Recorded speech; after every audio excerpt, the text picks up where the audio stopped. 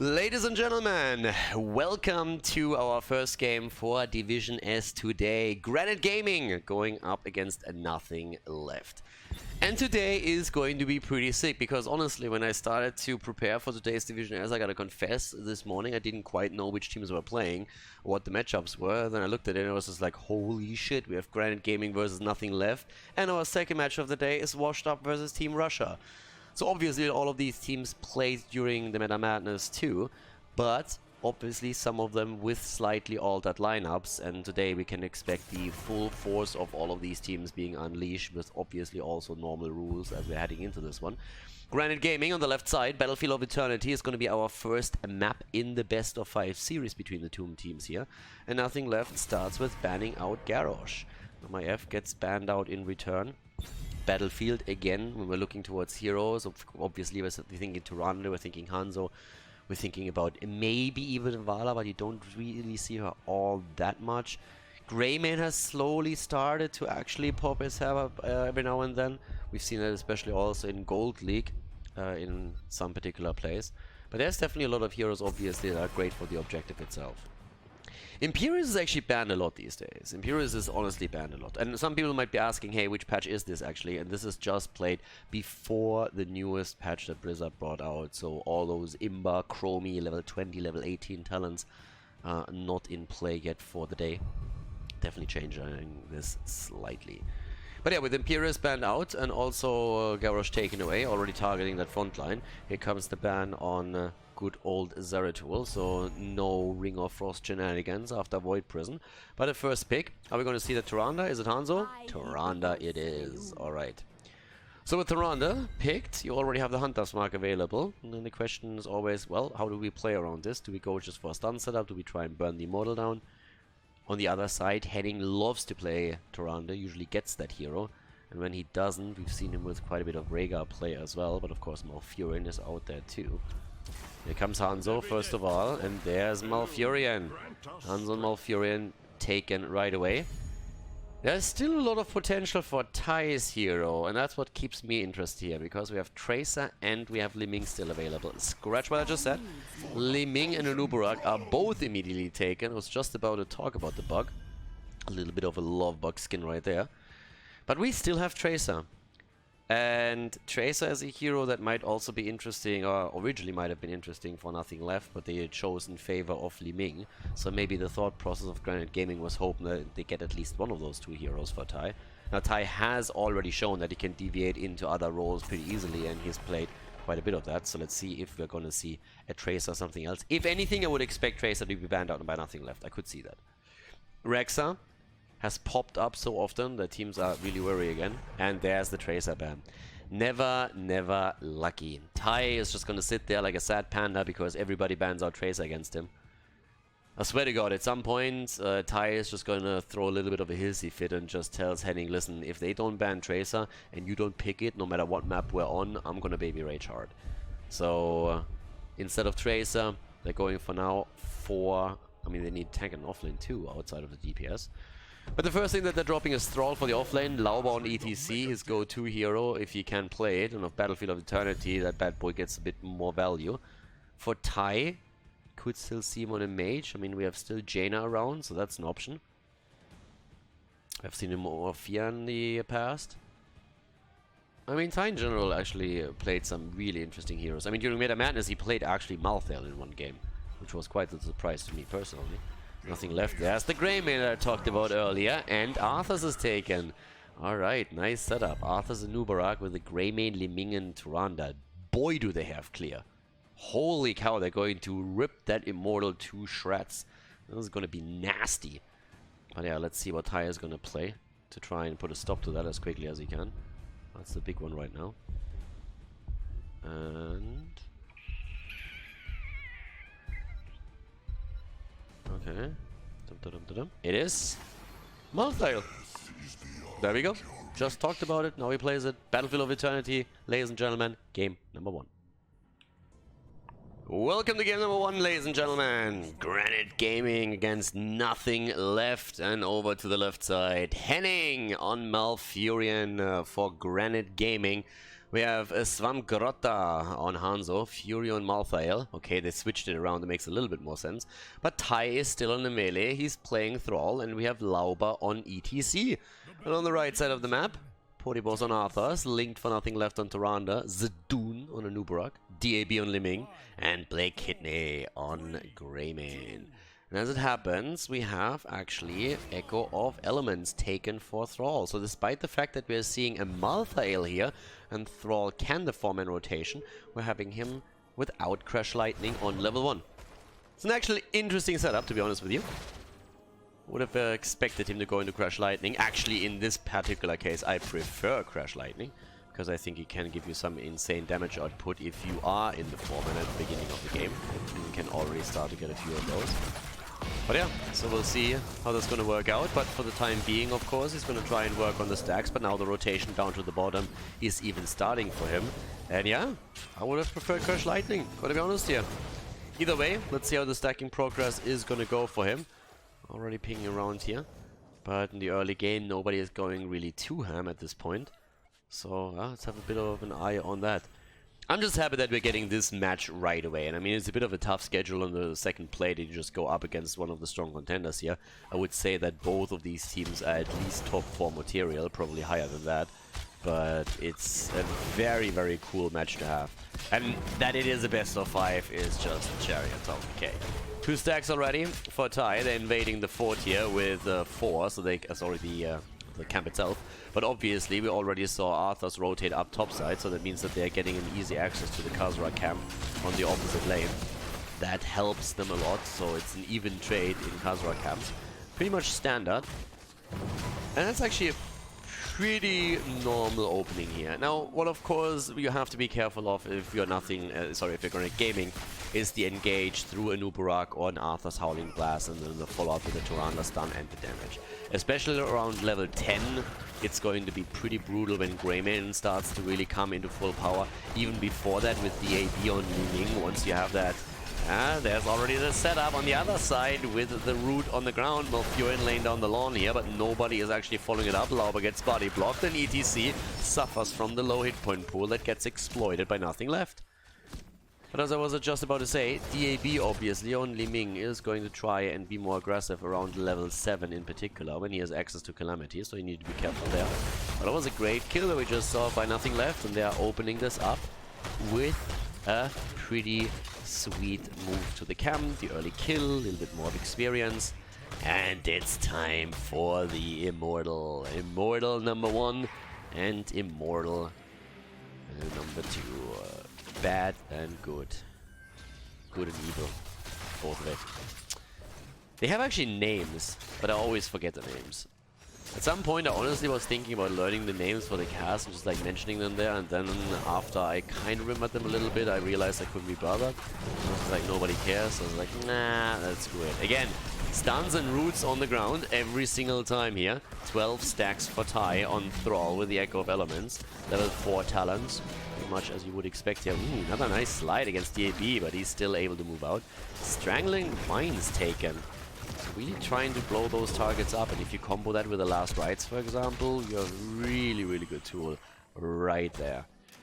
Up to the top, we have Tai, just working around here, trying to put a bit of damage in, but you can already tell, I mean, they don't by any means have the wave clear or the immortal clear that the other team has. Yes, you have still Hanzo in your midst, you have Malthael, but you compare that to what we are running from nothing left, and if they get access to the immortal for just a few seconds, it's going to be just absolute toast.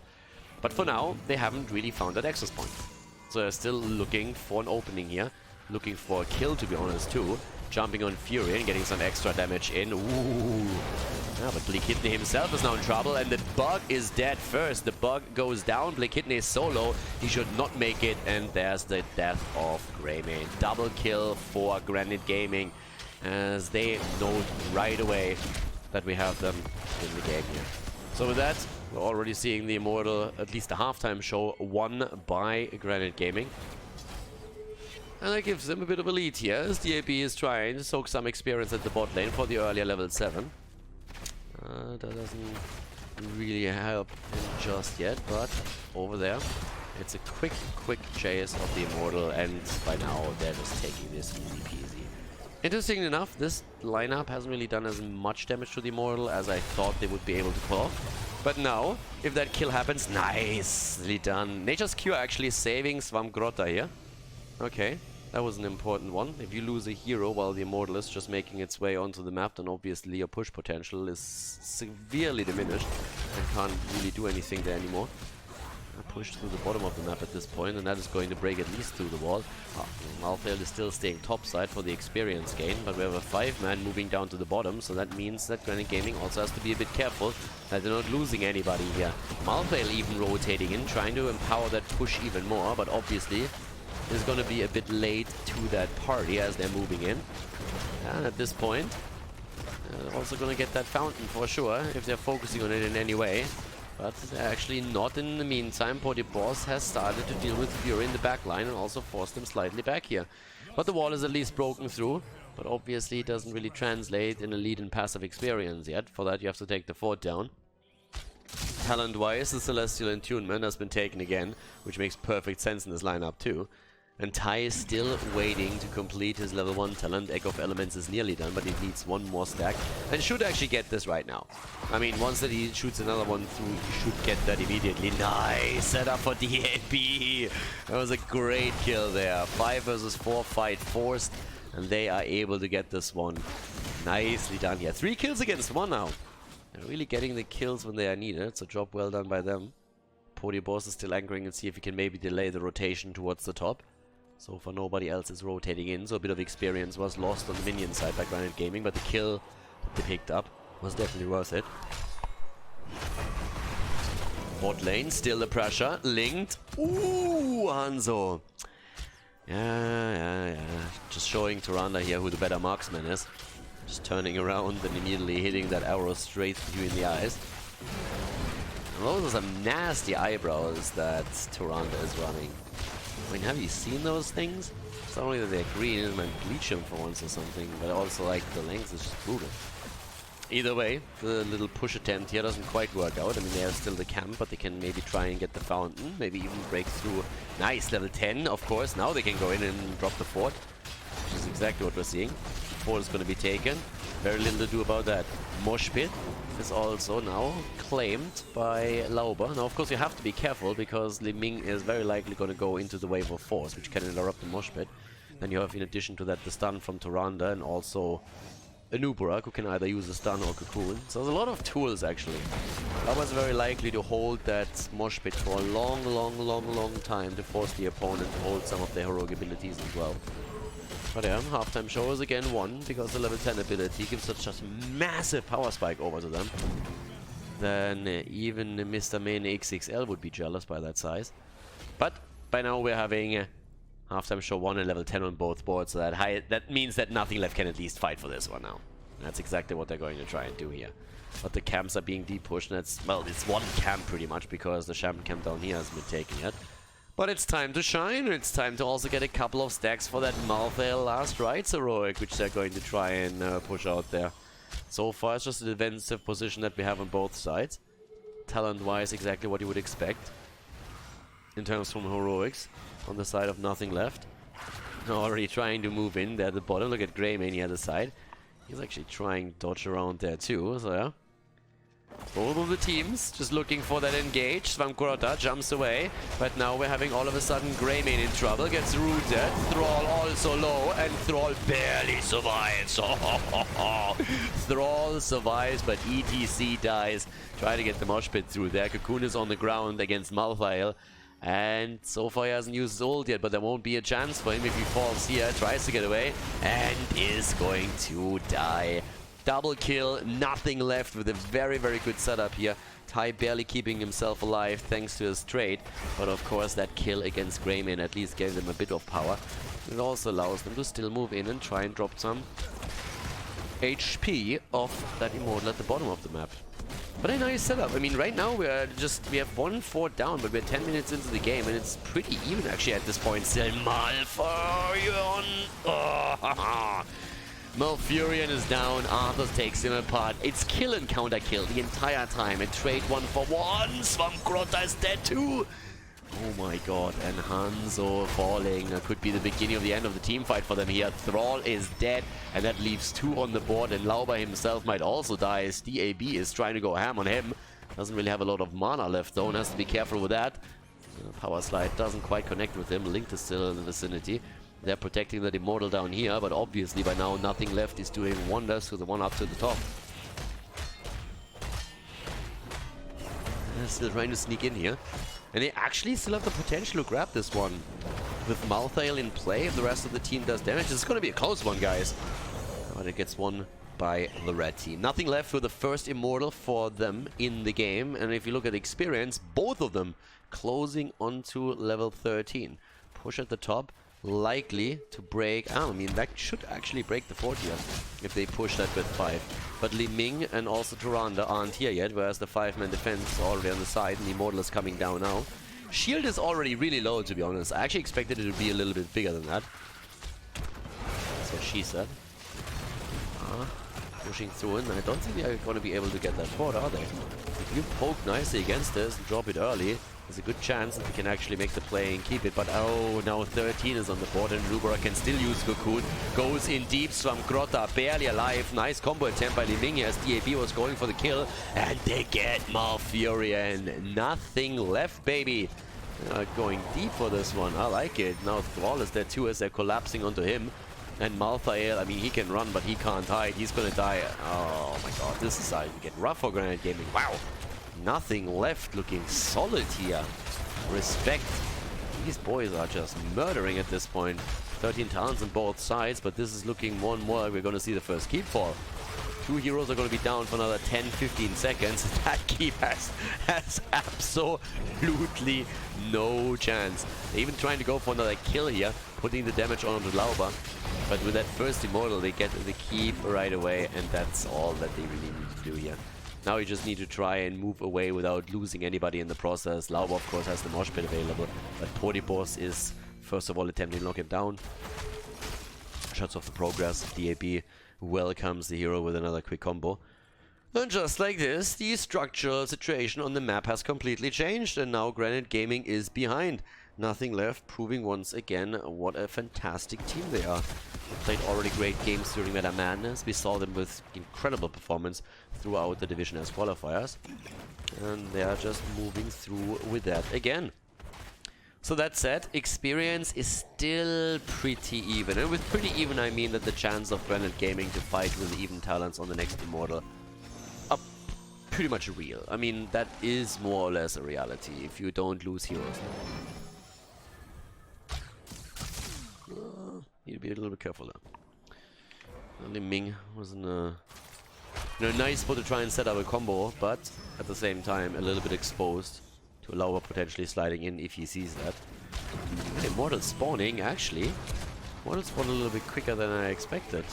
I misread the timer there, my bad. So that means that the level 16 talent is actually going to come for nothing left just as the Immortal is on the map, and that is a bad time for Granite Gaming. I thought it was another minute until that guy comes down again, and that would have allowed them to get 60 by themselves, but nope. That's a bad situation, because that means that we're going to see a halftime show, probably claimed by nothing left. So Granite Gaming has to make a decision. Do they try and force a fight now? Are they able to soak the experience somewhere? How are they going to play this? Nothing left is just playing this a little bit closer to home. Short distance arrow. I mean, DAB gets hit, but they can't really capitalize on that. Now we have Zidune jumping in. He has the Earthquake. The lockdown is Anubarak falling. Turns around with the Cocoon and is still alive. The last rights didn't do enough, and now Li Ming just takes Malthael out. Out like trash. Out like garbage. Through the back door. Thrall falls as well. And yeah, that's the 16 talents. That's Epicenter. That is Mirror Ball. And that is going to be an Immortal. That has to be dealt with, of course, now. That is additional resources, additional time that you have to sacrifice now. And boy, did they just murder that. It was a good attempt to go for a hero. And if they can set a successful combo up and then get the last rights to go secure the kill, might be able to do that. But as it stands, that wasn't the case. So yeah, well done. Nothing left. 11 kills against 5. The beginning of the game, I don't want to say it looked grim for them. definitely didn't look great at the start, especially after they lost the first Immortal, but now they're absolutely ruling the map here. Case in point, Malfurion is dead. They go again for Fury and are able to take him down. Arrow misses, goes wide. Lauba still should be able to go through the gate, but Thrall is falling. Fantastic setup. Nothing left is looking fantastic here. They're looking absolutely amazing. And DAB on his Li Ming, it's just like, Jesus, dude. Calm down. Calm down, buddy. It's honestly a little bit nuts. I mean, that guy gets reset after reset in these fights. Only hero, by the way, that hasn't fallen yet is Arthur's. Everybody else at least dying once. I don't know. Okay. Now the push through the bottom lane. And, well, that's gonna be another keep, isn't it? I mean, looks from the cooldown perspective, they're gonna have most of it up. It's 100% shield Immortal. 15 minutes in, again, not super late in the game. 16 versus 16 talents at least, but they're already sniffing out the side flank that we see there. DAB is still taking some serious damage, so he needs to be careful. But of course, with him being healed up by Tyrande here already, it shouldn't really become an issue. And Ubrag is going to check what's happening right there.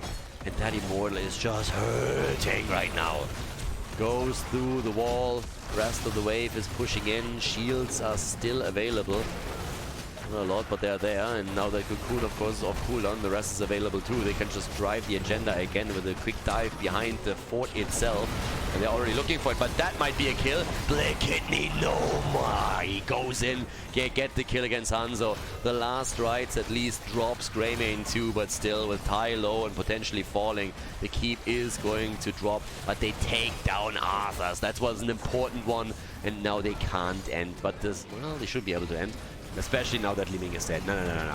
Good defense, good defense. 1 down, 2 down, 3 down. They kill 4, and then they let Zadoon go because they're saying, boys, we need to defend. We need to drop that Immortal because it is wrecking those shields. 1 swipe and 5 points are pretty much gone. Down to 80%, 77, but still in the game. They lost every single major structure on the other hand, but they're still in this. And they're closing the experience gap thanks to the underdog bonus that they get through the kills. Are we gonna see a crazy comeback here? I mean, it's possible at this point. But all that nothing left out to do is play it slow during the objective and let the waves spawn. Let the waves spawn, let the lanes push out, let the core get threatened. But obviously for the time being, there's map control in the hands of Granite Gaming, and they're using that as we speak to get a few more mercenary camps. I mean, from a damage perspective, I haven't really seen too much yet from, let's say, well, Thrall and especially Malthael. Fury is obviously trying to get the cooldown reduction on his rogue ability, but he has only acquired a single stack. I personally saw him throw 2 ults. One was up here in that little fight that didn't work out. He's probably used one before that as well, but they never really got the kills. So now they're pushing heavily through the bot lane. And experience is nearly dead even. You're going to have 20 at pretty much the same time. They're trying to be aggressive. They're hoping to find a good mosh pit, for example. It's only on a 2-second cooldown at this point. Oh, but the lockdown against Lauba. The arrow, tranquility. They use everything. They use everything. Resources have been used. They are trying to go in here right away. Doesn't quite work out. DAB again with a kill attempt as he was moving in, using the wave for force. The lockdown. No, Lauba, mosh pit. Let him dance, baby. Let him dance. And Greymane is dead. They take down Greymane, but Thrall falls. Fury with a second stack acquired, but he's isolated. He gets stunned out, and in comes DAB, but gets pushed out and dropped before he can get the Calamity kill. But they still get the kill against Malthael. It was fantastic play by Lauba, actually. He prevented DAB from getting the kill initially and acquiring the reset, and now we have Tyrande taken out. Malthael is back and is defending the top, but boy, that game. Malthael with no one can stop death, and that game was actually bonkers. That was sick city right now. It was a great play by Lauba, and them killing DAB, which is so crucial. If he gets the kill beforehand, he can just simply teleport away and maybe even get a few more resets. But as it stands, we're actually seeing Granite Gaming making the plays here. And yeah, all of a sudden, they're starting to not only win the halftime show, but they have a serious shot at winning the entire Immortal, and that's a big one. That's a big one. Nearly 20 minutes in already, meaning the Immortal is going to be roughly at 21 minutes. That's going to be fantastic. Top lane has still a fort though. That's a little problem that they have. Immortal has to go through the top lane, through the keep, and in an ideal world what you want to do when you're Granite Gaming is you want to win the game now. Because you have already lost both of the keeps, so getting the keep on your opponent's side is the minimum. It's honestly the minimum requirement, but there's also the backdoor to be considered. Yeah. They're already sneaking around here, and Ty knows it too. They're hiding. They have been spotted. Okay. That kind of foiled the devious plans that they just had. They thought they were sneaky, they weren't. Nice blink, nice Bolt of the Storm here. And the Immortal is starting to do damage at the top. But the Immortal is also starting to lose quite a few hit points there. There's still the camp that is pushing in with double catapults, so that might become an issue. Immortal is of course going to do serious work topside. But... yeah... I mean, this is going to be an easy one, but still, that Immortal might barely get the two keeps, to be honest. The fight itself is already starting. Oh, the kill! Yes, there it is! With the last rites. Again, third stack acquired.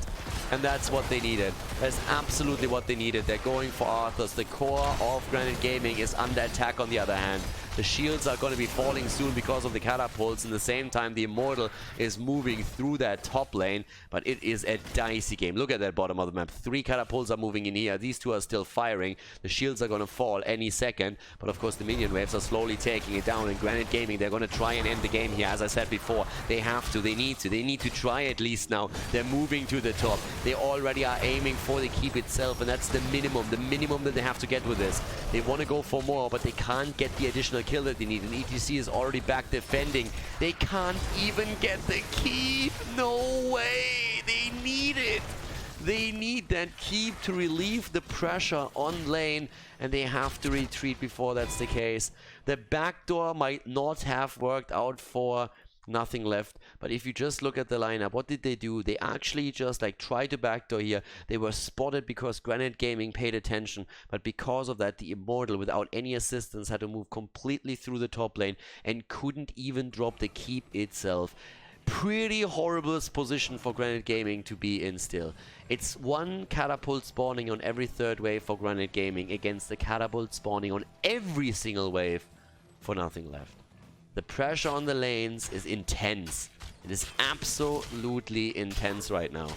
And for Granite Gaming, that was not a good Immortal. They wanted more. But thanks to the position on the map itself, Nothing Left was able to threaten the core. And that didn't allow Granite Gaming to really push through here as much as they wanted. Bit of a problem for them. Whew. And now we're of course also having the level 1 completed for Nubarak, which means that he has an additional 500 health. That by itself is already annoying. And here comes the fight. Ooh, Lauber! The owl to the face! Oh, yeah. It's all about baiting cooldowns right now. Baiting cooldowns, trying to get the kills in. Now keep in mind that the 3 stacks on Malthael's heroic ability at least give him a 15-second cooldown reduction, so he's going to be able to spam this a little bit more. Allows them to try and throw some of these combos out. The problem that they have is that a lot of these combos are actually reliant on other cooldowns. If you play that Malthael style with Greymane, for example, that 30-second cooldown on a cursed bullet limits it, or if you have Liming in that setup, then Malthael's cooldown becomes the biggest one, so the cooldown reduction really pays off. If you are playing with this setup where you're trying to kind of initiate with a Hanzo arrow, then you're relying on the cooldown on Hanzo's arrow, and that is then bad news. Now this is very likely going to be game one way or another. With 24 minutes already on the board, if you get that Immortal, it's over. It is just over. Malthael isn't even here for that rotation. They're trying to race it there. And it's pretty much dead even, to be honest with you. Actually, I'm lying. It's a 5,000 hit point advantage that we're currently seeing for the blue team. There's the arrow and the kill. Malfurion is dead. The cocoon on the ground. Nicely done by Nothing Left. And Greymane is shredding them. Malthael is down. Lauber with a slide. Even a mosh pit isn't going to change anything here. Yep, Blikitni is alive, and now they're going to go for Svankgrotta. He's barely getting away, but it's immortal time. Oh, Malthael is back, actually. Gets the last run. Oh my god! Alright. The Chain Lightning at least killed him. There's no way he survives this. All of a sudden, it's a 4 versus 4. And there's the dance! No fucking way! What? They kill a noob and they kill Tyrande, and the Immortal is still in play. Ty dies on Thrall, but what a game again! Svankgrotta is moving back to deal with the catapult pressure, and obviously he has to. They still need to win the Immortal. On the other hand, they need to win that bad boy. This game is insane.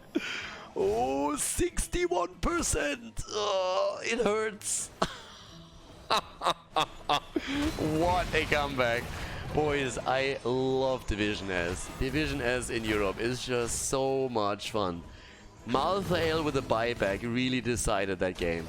Or at least that fight. The game isn't over yet, but he decided the fight. With his buyback, with the no one can stop death, then moving in and simply dropping the damage. And oh my god, no way. Lauber, no. Locked down and taken apart. Who is going to take that Immortal? 5 seconds for Nubarak. Same for Tyrande. Are they actually going to lose out on this now? Heroic is back. Malthael has the Heroic back, but nobody's low. The Immortals, look at the Immortal here. Granite Gaming cannot lose the Immortal, but it's a 5 versus 4 against them. It's a 5 versus 4 against them at this point.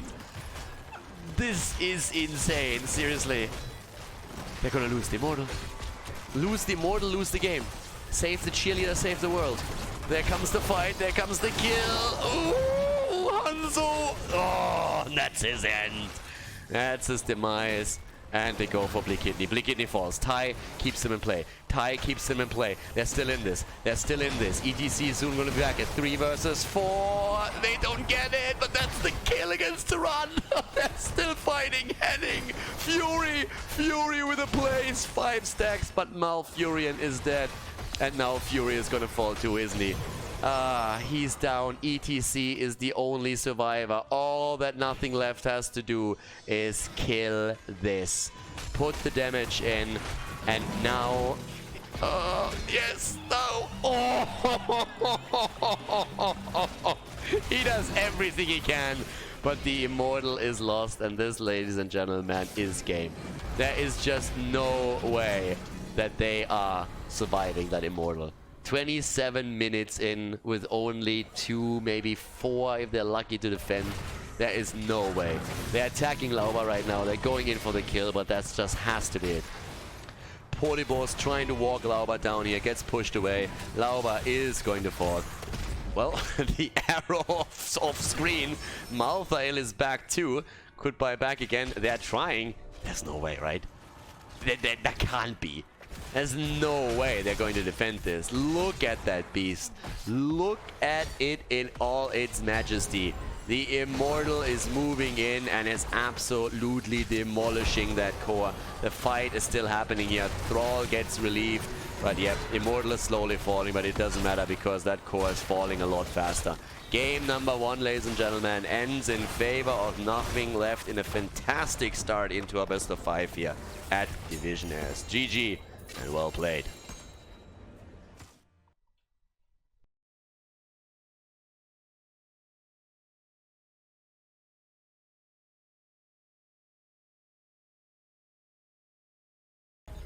Game number 2, Volskaya Foundry is our second map, ladies and gentlemen.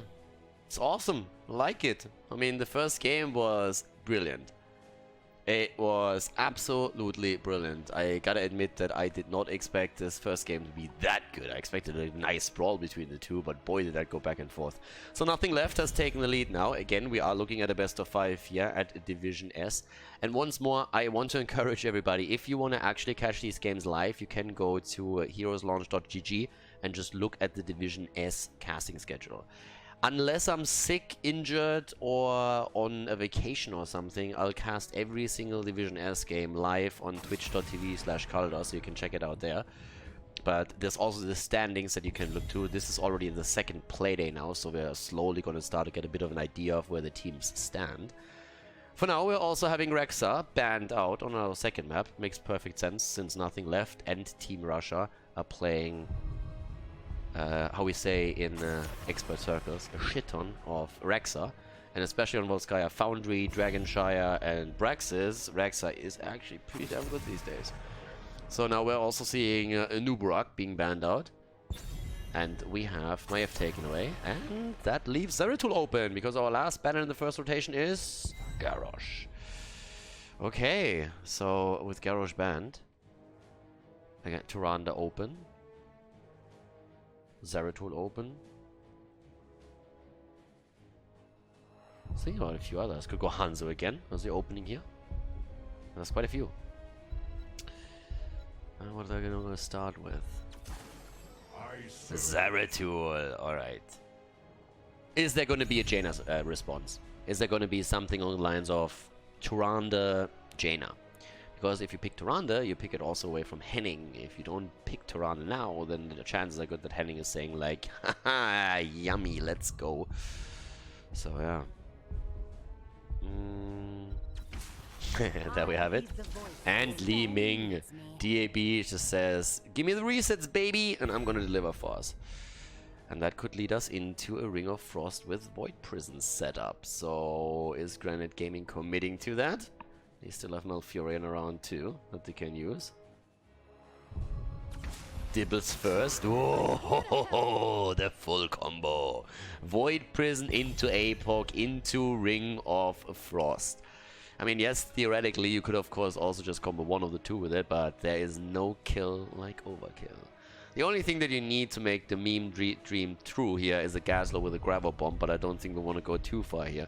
This is meta madness. Calm down, boys. There's a ban against Ana. Banana is always a good strategy, so they went for the good old banana strategy. Especially since, of course, since her rework, she is just incredibly powerful. I could have totally seen them with an offlaner ban too. I mean, Malfurion is still going to be sick with this, especially after Void Prison. You can also drop the roots on the ground, and that locks the target down pretty reliably as well. I mean, in the days of old, you would see a Hanzo arrow fired into the Void Prison, or even a Wailing Arrow.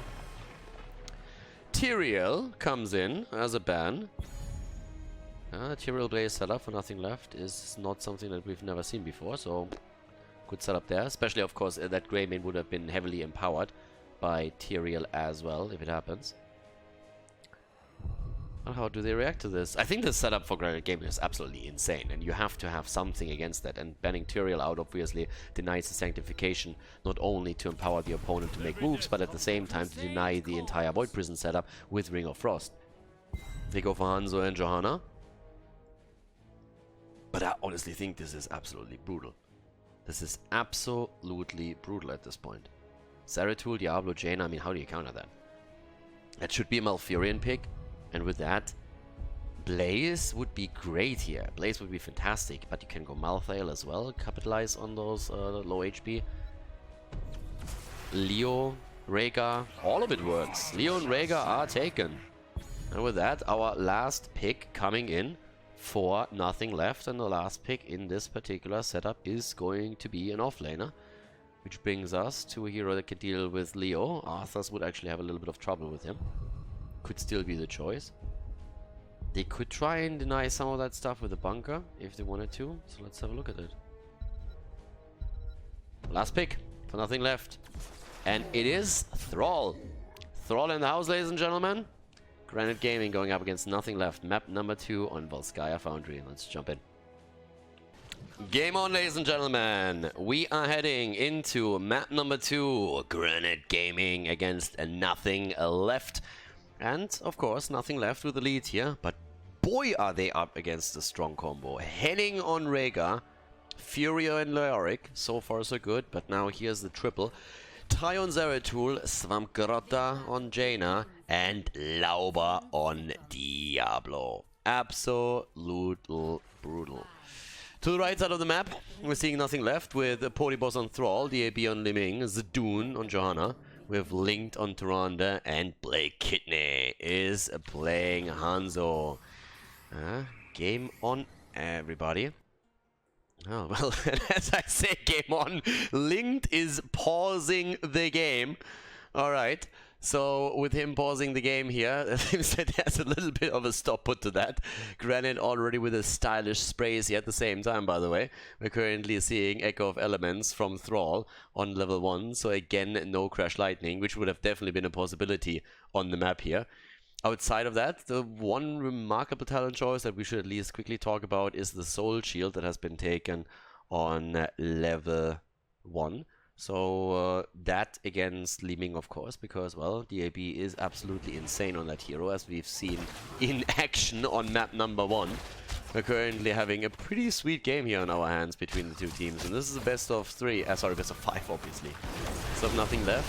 Is able to somehow break through that insane combo that we are seeing from Granite Gaming. That would not only net them a 2-0 lead, but that would also put a lot of momentum in their hands. Because that combo that we're seeing right now for Granite Gaming is just an absolute meme dream. So yeah, I'm really eager to see how these combos work out. I want to know what exactly is Nothing Left going to do to break through them and make sure that they're not going to lose heroes here, because the damage output is just bonkers. Boss is already in trouble down here, but Fury, oh, the stun barely missing, but I think they're still going to get the kill here, aren't they? Oh my god, Fury, it survives for the longest time, but eventually falls. Teams are finally starting to go also for the items, going for the first turret. It's actually something that the red team, or the blue team, is going to have a little bit of trouble with. Blue team is currently sitting there, and it's just like, nah, we need to make that play too. Can't lose out on the item. We're already half a minute late as is. So let's make sure that we're getting that done. Zeratul is pushing out the top lane in the meantime and is fighting here with DAB. Tai gets solid damage in. DAB is down to half HP. That's always scary. Yeah, Link is rotating over and heals him up immediately, and he really has to. Because it's one of those things where it just becomes really, really dangerous. So the traditional dance around the healing beacon has pretty much begun. Could very well end up that none of the teams is making a play for it, just simply accepting that they're not going to be able to make a move here. Yeah, they're thinking about it, and they're going for it too. They still have vision. The camp is now taken on the left side, but they're going to try and make the play for this one. And this is already half down. Down in half HP. We're going to definitely see this picked up by one team. The question is, can we get a kill with this now too? And there's the play. Look at the poke here.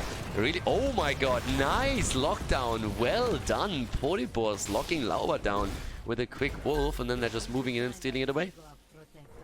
Easy as that. That was a pretty easy one. Not bad, my friend. That was well timed here. There was no cleanse, no nothing. I mean, we're only on level 5 at this point, so that was actually exceptionally well done by especially Thrall. That he just said, okay, the second you move in, if you're a moment too late, then I'm just going to lock you in place, and that gives us enough time to channel that thing through. And here we go. So the extra item goes to Nothing Left. Nicely done, whereas we are heading straight into the middle here and fighting for the first protector of the game. Now at level 10, this is obviously when Granite Gaming is really going to unleash the power that is the wombo of their composition. The Void Prison into an Apocalypse, the Void Prison into something else, as we have Li Ming falling topside with DAB getting taken out here. No more Mila Superstar. We're all of a sudden having a 5 versus 4. But as much as they can hold that position, the death timers are low, so Li Ming is going to be back in a second or two. And there they come. They're already starting to move back in with Li Ming. Even if they retreat for just a few seconds, it's going to be totally worth it. Level 7 talents are a bigger problem than that. Nice slash, Tai. Tai, that little monster here, seriously. Yeah, goes in and gets a double slash. Sedun alone is already low. Damn, son, like he's really low. Tyrannus. Tai is just murdering peeps right now. Just look at that. That kid is just going in and just keeping them low. Link is sitting there. It's like, can you guys for 1 second stop taking damage? I'm trying to heal everybody up, but there's such a thing that's called a cooldown. Tai moving in again. Still dodging nearly everything here himself. And they are already at 40-50% here. What an absolutely bonkers setup. No! The push against Jojo. And Tai goes in again! Oh, and they get the kill against Johanna. They get the kill against Thrall. And now they're murdering Tyrande. It's a triple, baby, as Granite Gaming goes in deep, digs deep for the kills. They get the objective. The Protector is theirs, and their wombo combo is one step closer. Tai is just crazy. To me, that guy, it's honestly a shame that he never had the opportunity to play in HGC. I mean, this is of course a little bit lower than HGC level, and if he would have played in HGC, things would have been a bit more complicated for him and much more difficult to execute a lot of the plays that he makes there. But I think with daily scrims and really a little bit more time to grow, that guy could have been the next DAB. And that is something. He honestly impresses me, and his plays, especially the hero pool that is constantly getting bigger and bigger as he plays, pretty nuts. Now he gets another kill against Liming as we're having the big plays here up at the top with the Protector taking down the Fountain, which is the most important part. Even Hanzo is now falling here in the middle. So yeah, nice focus on two different points on the map. They're even going for Thrall now at the bottom, as up top their side we're seeing level 10 abilities. Thrall should very likely fall here too, if they are willing to sacrifice any of the heroics. They're not willing to do that, but the fort at the top is already down, and that means we have a 2-level lead. With the first fort down, they're going to the middle. Here's the setup. It's a ring, baby! Whoop, whoop. And that's a double kill. Zadoon is getting pushed back in. And Granite Gaming is just absolutely murdering them. Someone call the care police, because things here are getting out of hand. Yeah, this is getting nuts. 8 kills against 1, just to give you a bit of a picture here. Half a level, of course, until we're seeing level 10 on the side of nothing left. Comeback would be very impressive from there. But the item control is in the hands of Granite Gaming. They have the massive kill lead. They still have the talent advantage, the heroic talent advantage. How do you stop this? Like, a serious question, how do you stop this at this point? There's very little you can do, and they're getting snowballed so hard that it's actually pretty difficult. Again, they're going for Hanzo, and Blikitne is down. Tai opens the game up, Lauba jumps in, locks him down again, and there we have it. Another Entomb at the bottom. Even if they have to trade Leo, that's going to be a win for them, but they don't even have to do that. They're jumping in against Duranda once more. Slicing and dicing as Zeratul gets those Void Blades just simply through Jaina's, through Duranda, cuts her throat and leaves her out to bleed dry. 10 kills against 1, 2-level lead still. Quest completed here on the level 1 for Jaina. The baseline is currently sitting at 9,000 damage roughly. And it's actually pretty bonkers. It's actually really bonkers at this point. Yeah, down at the bottom of the map. I mean, once again, Tai is starting to move in here too.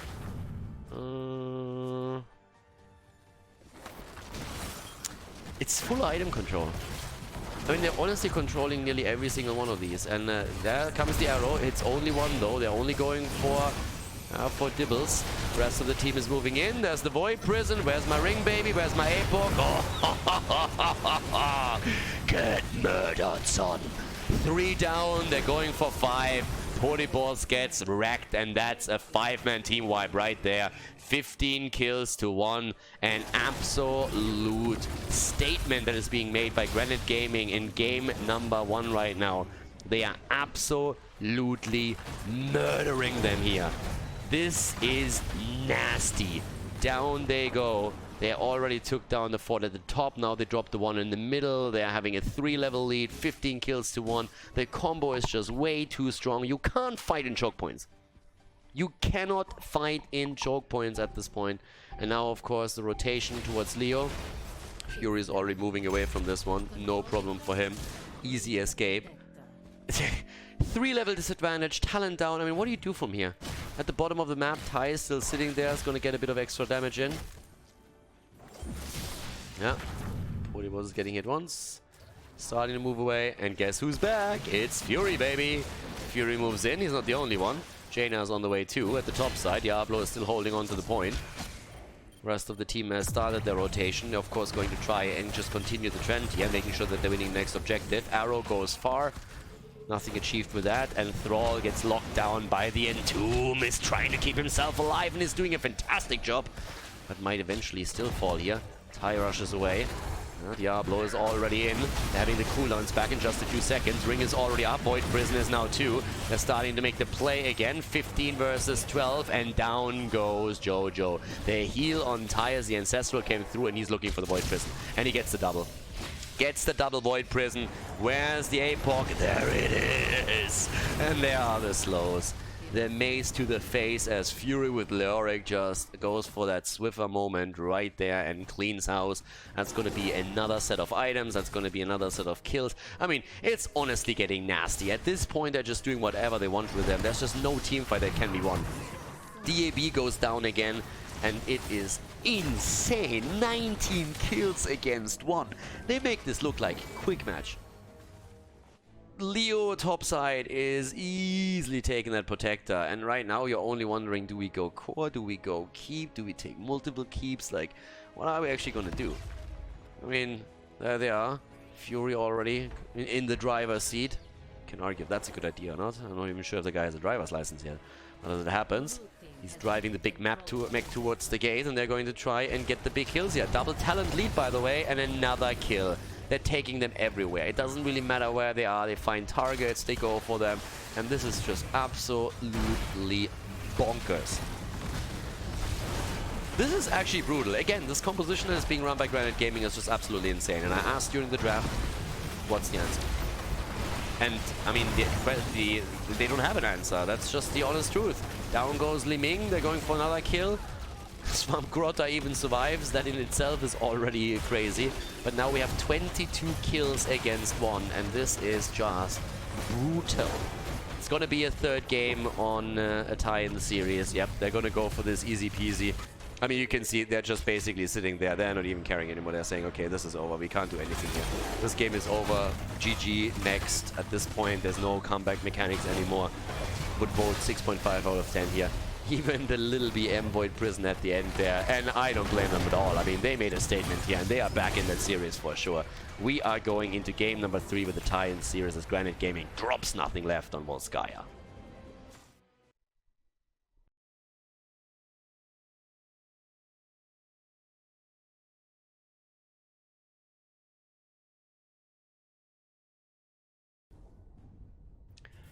Game number 3, Granite Gaming against nothing left, everyone. Infernal Shrines is our map. And boy, was it a spanking. Granite Gaming just absolutely demolishing nothing left on the last map. So yeah, it's an interesting game that we're seeing so far. Battlefield of Eternity, a massive brawl between the two of them, back and forth the entire time. And then you think, okay, nothing left, now they have it. Then Granite Gaming gets that insane draft on the last map, and they're just going in and murder their opponent, like absolutely destroy them. So, super interesting setup here. I would still assume that we're going to see a Zeratul ban coming in on the side of nothing left, or that is likely at least. Granite Gaming banning out Maiev here on Infernal. I mean, again, it's a bit of a different map too, but there's the Imperious ban. But thinking about it, they also have first pick this time, so that setup like we've seen it on the last one can't happen anymore anyway. So Granite Gaming is actually obliging here and saying like, you know what, we know you can play Zeratul too, let me help with that. There's a quick ban against him. So yeah, that's what we're currently seeing here. But yes, let's see how nothing left is going to shape this up. We're again talking Tyrande, because Henning wants Tyrande. It's just a big thing with him. And right now we have Anubra currently taken, so he's the first one who gets taken here. What's going to be the second, and well, the second rotation, which is the 1-2 that we're seeing on the side of Granite Gaming. For them, I mean, I would still say that you pick Tyrande now. If Henning gets finally his pick, why wouldn't he do that, right? And then with that, you can still go Jaina if you want to. She has the wave clear. Nah, they go Hanzo first. Alright. Tyrande, Hanzo taken early on here. And with that, what are we having with the Anubrak setup? I mean, with the Anubrak, again, normally you would go into a Malfurion setup. You would at least think about it. So you have Tyrande as a stun, you have a Malfurion with a root. So either one would work with a Anubrak really well, and Malfurion it is. And Tracer, DAB, going for the Tracer setup. Alrighty. Okay, so Tracer for him. Finally a Tracer play. I would actually have loved to see Tai finally on a Tracer, but so far we actually have seen her banned out on the 3rd rotation against them quite a lot. Unless, of course, we had super early picks on the other side against it. But now, Tracer, at least for DAB, and that's always a treat. I mean, if we can't get the Tracer play from Tai, then I'll definitely take the Tracer play from DAB. Arthas gets banned, which could, in theory, also mean that we might even see a Greymane setup here. I could actually see that.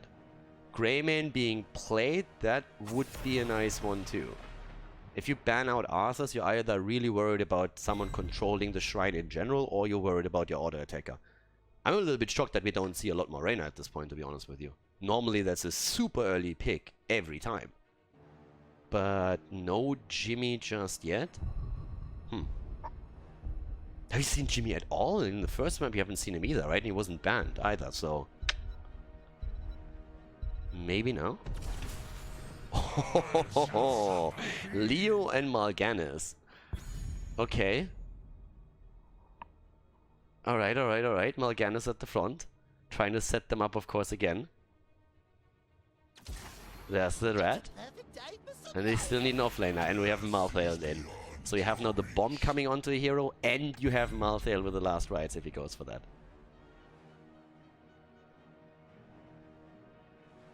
What is Tai picking? I thought earlier we would see something along the lines of Jaina for the burst damage and wave clear. But to be honest, at this point, you have Leo already for wave clear. If you want to have a little bit of burst damage, he could still play it.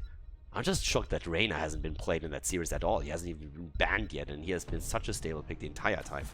And they go for Hammer. It's Hammer time again. They go for Sergeant Hammer, everybody. We go straight in for Sergeant Hammer once more. Let's jump into game number 3. Nothing left against Granite Gaming. Infernal Shrines is the map. So let's head straight into it. Game on in game number 3. Granite Gaming against Nothing Left with Henning. On the left side on Tyrande, Fury on Leoric, Tai on Hammer. Time to hammer it out there. Hans on Swarmgrotta, Lauber on Mal'Ganis. And on the right side of the map, we have Portibos on Malthael, Blakidney on Junkrat, Zadoon on Anubarak, Linked on Malfurion, and DAB on Tracer. Alright, so pretty solid setup actually for both of the teams here, especially DAB's Tracer is something that we have to keep our eye on. But then again, you look towards Hammer, and that's of course a bit of a problem for Tracer whenever she gets range there. If then Tyrande also drops the Hunter's Mark on top of that, yeah, then you eat a lot of damage with every single one of these auto attacks, and you can't dodge that no matter how quick your reflexes are. So that's a bit of a problem. It was actually really funny. When DAB was for the first time at an offline event, he played on monitors with 120 Hz for the first time. And apparently he never experienced that before, so all of a sudden he was zipping around with Tracer even faster than before. And he said that it's a completely new experience for him. It was super funny to just hear him talk about that. I think he had like a 60 Hz monitor or something like that before. I don't know what exactly it was, but everybody was immediately memeing and saying like, okay dude, no matter how much prize money you win here, the first thing that you have to do is get yourself a new monitor. I don't know if that happened by now, but yeah, it's definitely something that changed his entire mindset a little bit about these things. Okay. So, right now we have in terms of level 1 talents, also here on Malthael, Fear the Reaper again. A little bit of a speed increase, that definitely helps you to also keep up with the Sergeant if she's trying to escape, at least to an extent. Lauber, jumping away there, okay. This is the cool thing about Mal'Ganis actually. Like the self-sustain that he has and the mobility on that hero is actually super sexy. It's really a lot of fun. The less stun you go up against, the better the hero becomes, just simply because of the mobility that he has and obviously also the self-sustain that you can pull through. Ooh! DAB! You little devil, you! Goes in and drops Tyrande right away. Even in it just simply says, well, you want to play Tyrande? Dude, no problem. You can play Tyrande. I have Tracer here. Good luck with that. It was well done by him. That was an easy, super easy kill for him. Goes in, just says, yeah, we kind of learned our lesson last map. We gave you guys a map, but now we are going to take that back with interest. It's obviously about the next objective. That's what we're looking for, but these early kills are already starting to add up a little bit, and it's going to be That's going to be good. Seeing the AB on this hero is honestly always fun. It's always a pleasure to have that set up here. And that's kind of what we need here. So, full pocket at this point. Shrine is activating in the middle. Camps are taken from both teams. Actually, only one Shaman camp is currently being claimed. We're seeing Tracer make the plays up at the top again. Good old Poik style. As he said back then, you throw your bomb out when you can. You're trying to get the damage out and make sure that you're getting solid value out of that. So now, with the Shrine in the middle, activating in 6 seconds, the team is starting to converge onto that, but we have an elite and experience for nothing left that could even bring us to level 7 during that phase. That would be a nice advantage for nothing left as they're heading into this. Okay, they're starting to move in. Leo has taken that camp with the help of the rest a little bit late, which means that this one is pushing heavily if he can take that one down, which should be the case. So nicely done by them. But here, 18, 20 stacks already. He gets nothing left here. Ooh. Again, the sleep does not get... I think they're yielding this at this point. They're too far behind already. They can't make the play. No. They're pushing this out a little bit harder. But yeah, this bad. Cheers, love. Goes in. Drops a bit of damage on Svamgrota. Why? Because he can. DAB doesn't need a reason.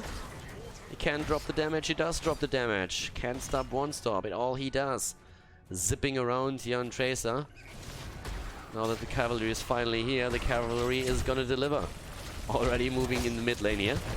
Nicely baited over the wall. With the traditional style here, need to bait it over, trying to defend it. Swampkora getting a couple of fists to the face here. Mortar Punisher was always annoying for Demon Hunters, and if Hanzo is one thing in that universe, then it's a little bit of a Demon Hunter. In the meantime, Hammer at the bottom of the map, obviously with a Hover Siege mode on level 7 now. I mean, in terms of talents, you don't really see anything too nasty, right? So we're still looking at the Celestial Attunement here. We're also having the Hopelessness taken with the increased range. That has seen some adjustments depending on the matchup that you're playing. Sometimes it's the additional life drain that you get for the sustain on lane, especially in that matchup against, for example, Arthas. We've seen that already a lot.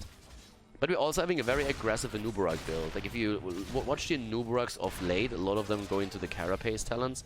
But in this case, actually, we're still seeing the full engage setup here. Trying to get not only the Subterranean Shield on level 7, but also starting things off... Oh, nice! Also starting things off with the extra range on this one. Nice stuns, but no follow-up. Good heals by heading 2, of course. I mean, he needs to make sure that those targets stay alive.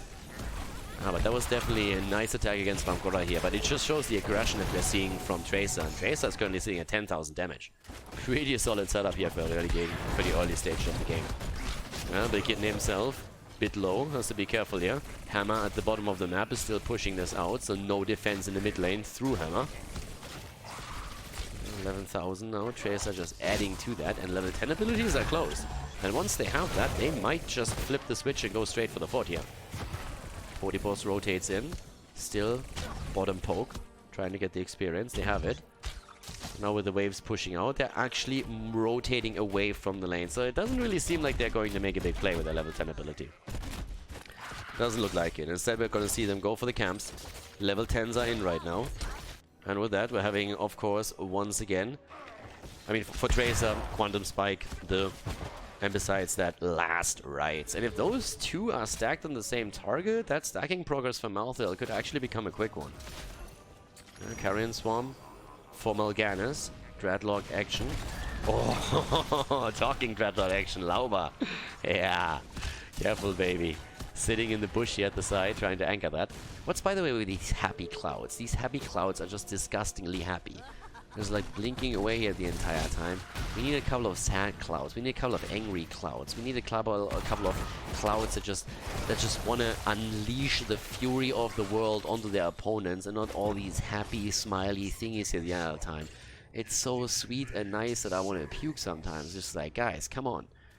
Get that money pick. Get something that's a little bit of value. It's just like, it's honestly getting disturbing here. Why is everybody so damn happy these days? Ugh. Ugh. Alright. Alright, that's out of my system. 1 kill against 0 still. But let's check out what happens around the second objective, because the shrine is spawning topside. A bit of a reindeer too, more clouds are coming in. Oh my god, love cloud. Ooh.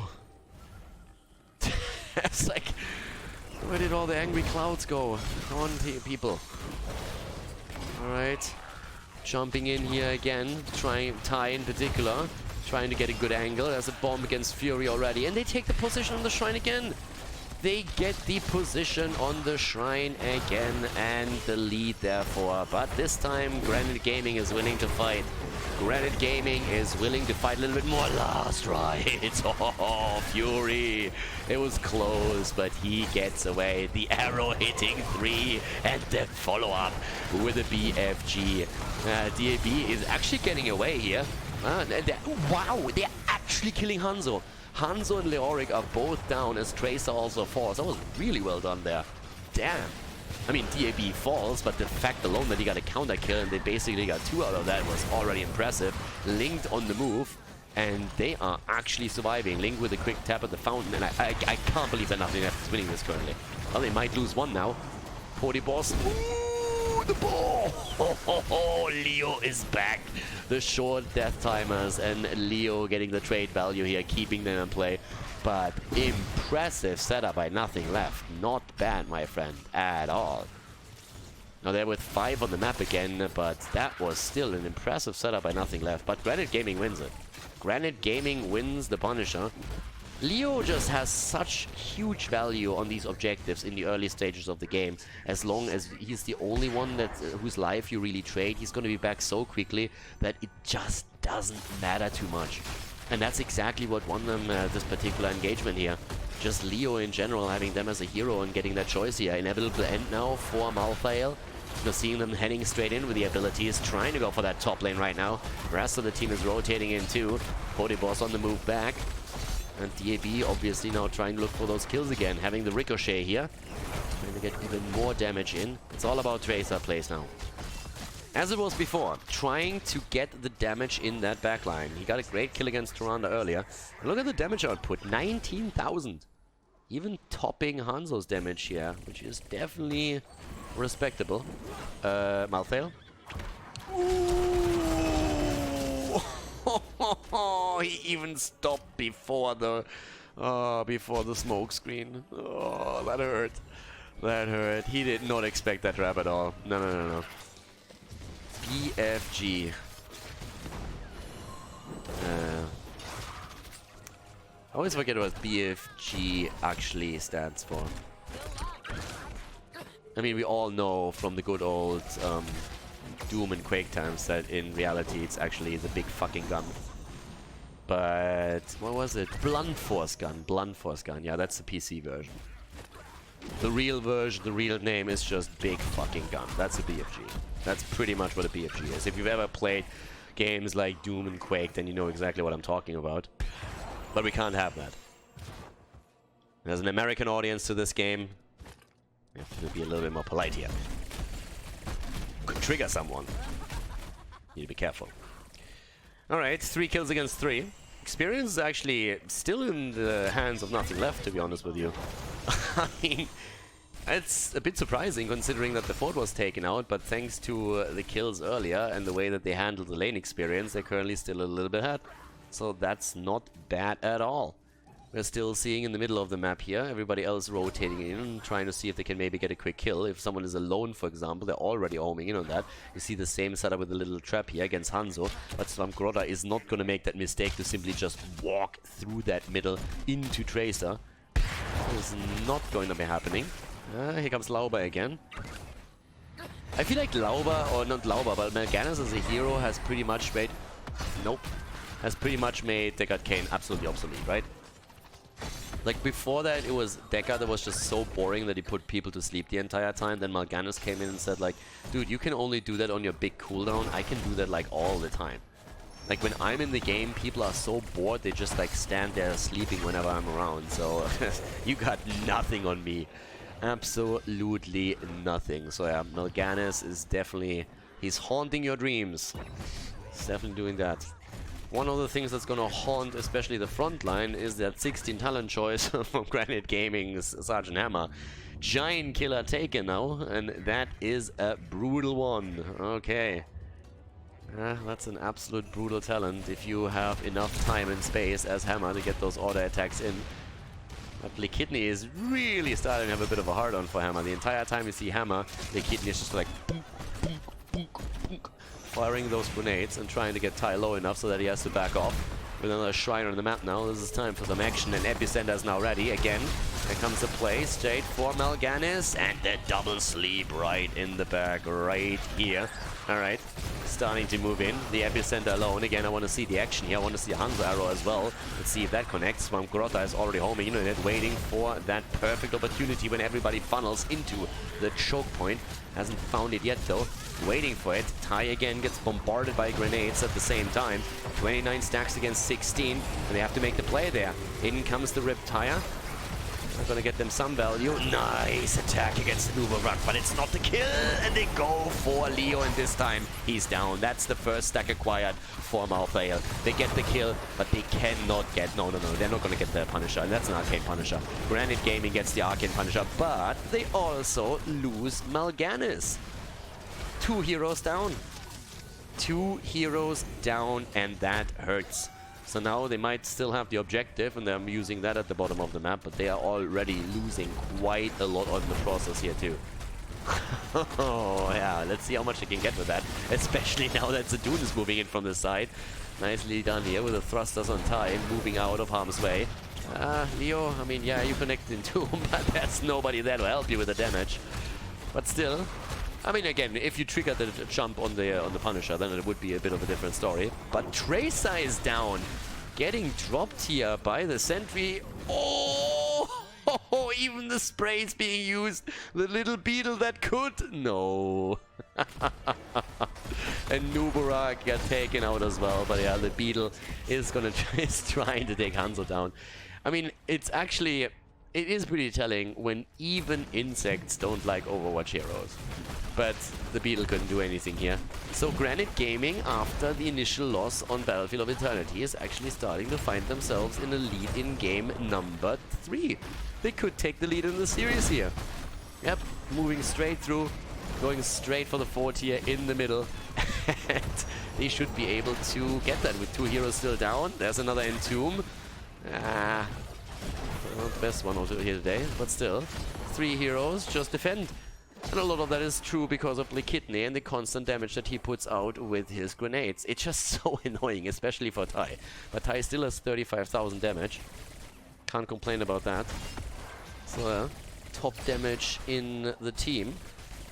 Tracer is still a little bit stronger overall, but then again, every single time that Tracer falls here, you can tell that nothing left is in trouble. It's the main source of directed damage that we have, and with Mal'Ganis only getting a single stack so far, he just can't rely on the cooldown often enough. But with everything that they have, the Tracer bomb, and also on top of that the Junkrat Riptire, I mean, you would expect that they get a couple more stacks in, right? So, yeah. Nice! I like how Lauba is already anticipating all of these little traps and just like jumps into those bushes straight away with an ability and says like, okay, I'm gonna get this. So they're stealing this away too. It's still 19 versus 19. What I find impressive is that if you look at experience, despite the fact that we have a passive experience lead of 2,000, we are still seeing nothing left on the same XP amount than their opponent. And it's also with even kills. Which means that it really comes down at the end of the day to them just playing the better game in terms of minion experience. So that's an advantage that they have there. But obviously Granite Gaming should still have a tiny lead, and they are very, very likely to just poke this one down too. Right now it looks like the fort is going to fall. But they have to move back every single time the minion wave is eliminated. That's the problem. You want to push in with the minion wave. But if Junkrat just gets the grenades in, yeah, that's a little bit of a different one. Okay, down to the bottom.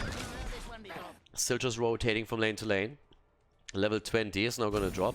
And with level 20 on that side, yes, there we go. That's gonna be the important right now. Buried alive, baby. And we're seeing the Seeker Swarm. Alright. That is a super interesting setup now. With not only the Bullseye, but the Buried Alive and the Seeker Swarm too. That's a great setup. Yeah, but at the same time, get stuffed, baby. That's what we're looking for right now. So let's check that out up to the top. As the teams are both converging on that objective, which in theory, I mean, could it be the final one of the game? I guess so. It's not very likely. Depends on, first of all, who takes it. But even if Granite Gaming wins it, there's still the chance for a comeback. And talking comeback, Lauber. Lauber is down, and they're trying to get a second kill in. They didn't even use any abilities outside of the... Well, they just used Cocoon, but for the kill itself, they didn't really use a whole lot. And Lauber is dead. And with the tank gone, good luck going for this one. That is actually a little bit insane. And they're at least moving into the middle now, saying, okay, let's take the fort. They're just sitting there, so like, let's get the fort instead, drop that. But yeah, nicely done here.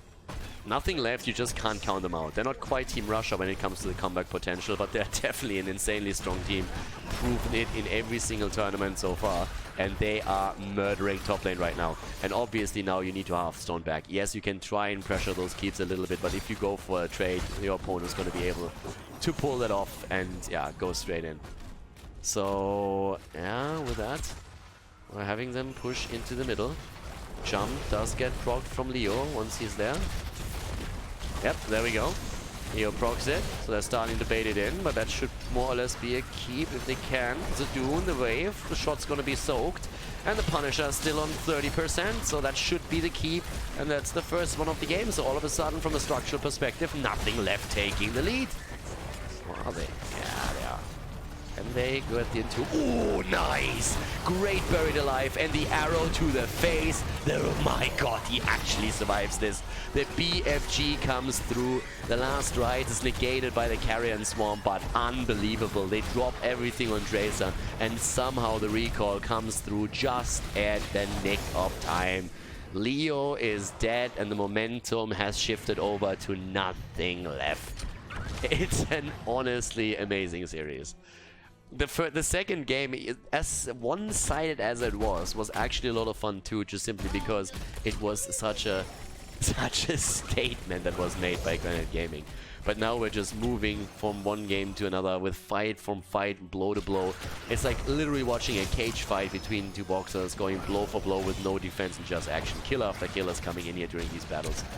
Fury right now is still ghosting around and of course providing vision. It's one of the big assets of having a Leoric in there. Yep, there we go. Starting to get the damage right there. Still rotating to the next camp. So they're painting the map red. They're pretty much taking every single camp right there. Alright. So they have this one too. And obviously the idea is to take a few more structures now as well. The more structure you take, the more pressure you create through catapults, and that's what you have to do, kind of. So they're at the bottom of the map, they have the vision of Leoric in the middle, and they know they have a bit more time left where they can push this. But their goal has to be to at least also obliterate that fountain, because the next objective spawns at the bottom of the map.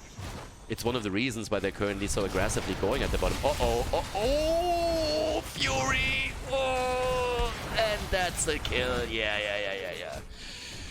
Oh, I'm actually a little bit surprised that Malthael just didn't throw out the last ride simply to acquire a new stack. But yeah, he just missed that buried alive, walked straight into that, and that's the end of the fountain. And that's the end, obviously, of the fort itself.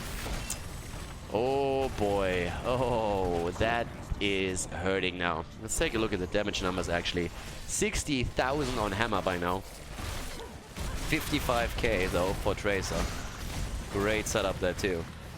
And they're going in again. I mean, they're just poking at the bottom. Again, this is all preparation for the objective itself. If you get the next one and it pushes through the bot lane and you want to open that up as much as you can, and they do a fantastic job with that. Now that Leo, of course, is back, they want to still play this a bit safe. And they even go so far to move up to the top lane to get the Shaman camp. Since they have taken down the keep here, they will have added pressure on that lane as is. If you get that Shaman camp, you have a much better position to force an opponent back. Because if you're Granite Gaming, you have a very difficult decision to make. If you do nothing and those catapults push onto your core, 22 minions in, those minions are going to hurt a lot.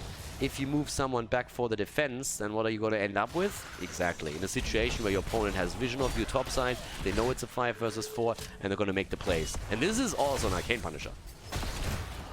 So now they're starting to go in. They have the lead already. Camps are meeting topside, but those catapults are going to make the difference. And right now, they're just poking from the outside as much as they can. Malthael obviously waiting with his heroic ability.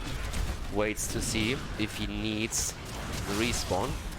This is going to be important. Triple catapult. This is gonna hurt a ton. It's gonna hurt a ton.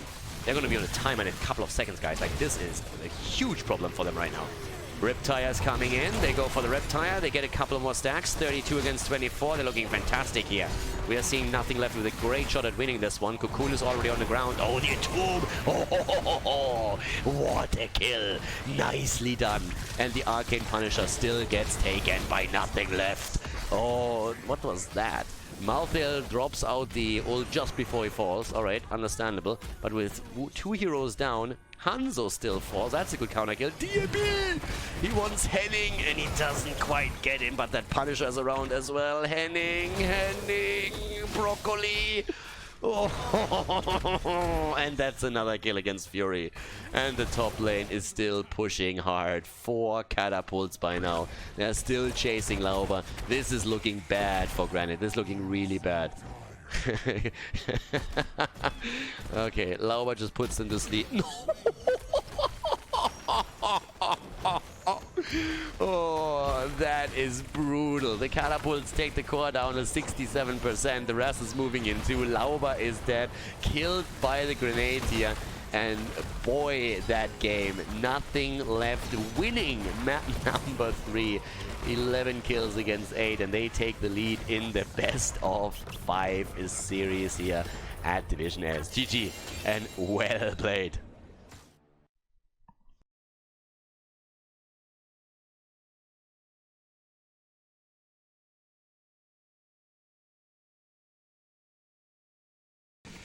Game number 3, everybody.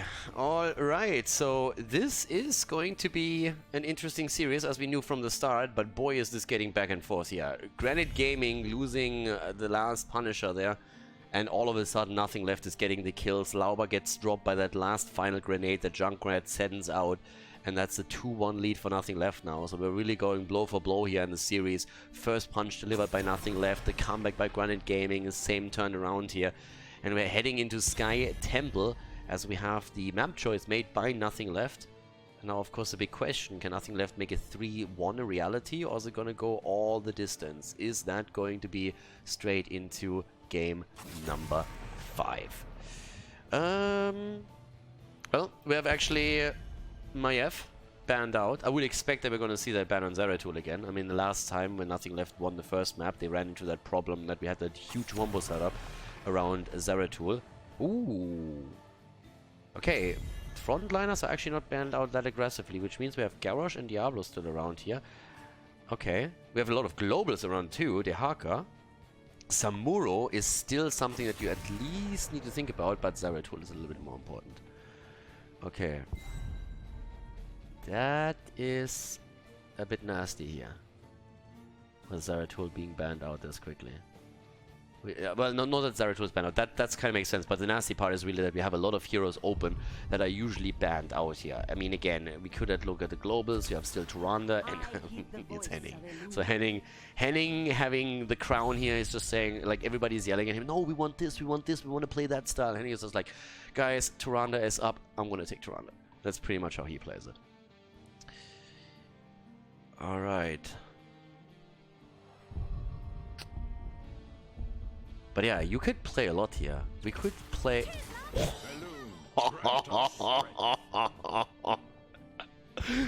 Alright, talking about making statements. Insta Tracer plus Malf. And I go in and drop the mic. DAB with Tracer says, boys, let's go.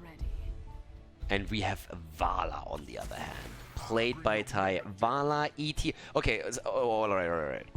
ETC Vala, again, space created, so the mic check, and the face melt. And then we have also Turanda, so ETC power slide into Turanda stun with a little bit more burst behind it.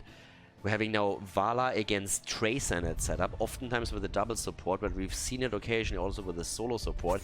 This game is nothing what I expected here. We're seeing Zarya banned out because we actually had Swamp Grotto a couple of times play Zarya with Vala setups and others for Granite Gaming. So even if that wasn't the case, they don't want to take the chance here.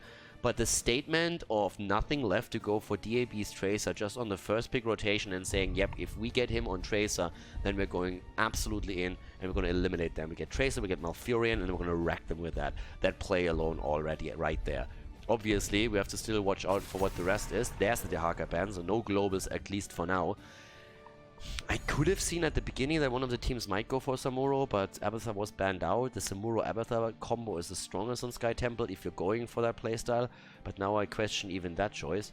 So with that setup that they're having here, whew, I mean, we are going in right now. Vala's Gloom is going to be important on 13, but before that, they picked Tassadar away. Muradin gets picked, and they actually picked Tassadar away too. So we have a double support Tracer with Zadoon on Muradin, who can easily take temples by himself. Oh, okay. That is a nice game. That's a nice setup here. What are we going to see from Granite? Unless they go for a full second support, they have nothing here. Imperious. Oh, baby. Oriel, Tyrande, ETC, Imperious, Vala.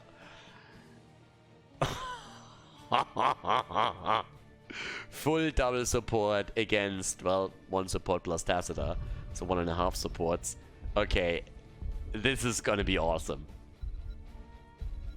This is going to be either really shit or really awesome. One of the two. Malthael on the last pick here. That choice I question a little bit, but boy are we in now. Game number 4, everybody. Nothing left in the lead as we are heading into Sky Temple, our 4th and maybe even final map of the best of 5 series here at Division S. Okay, everyone.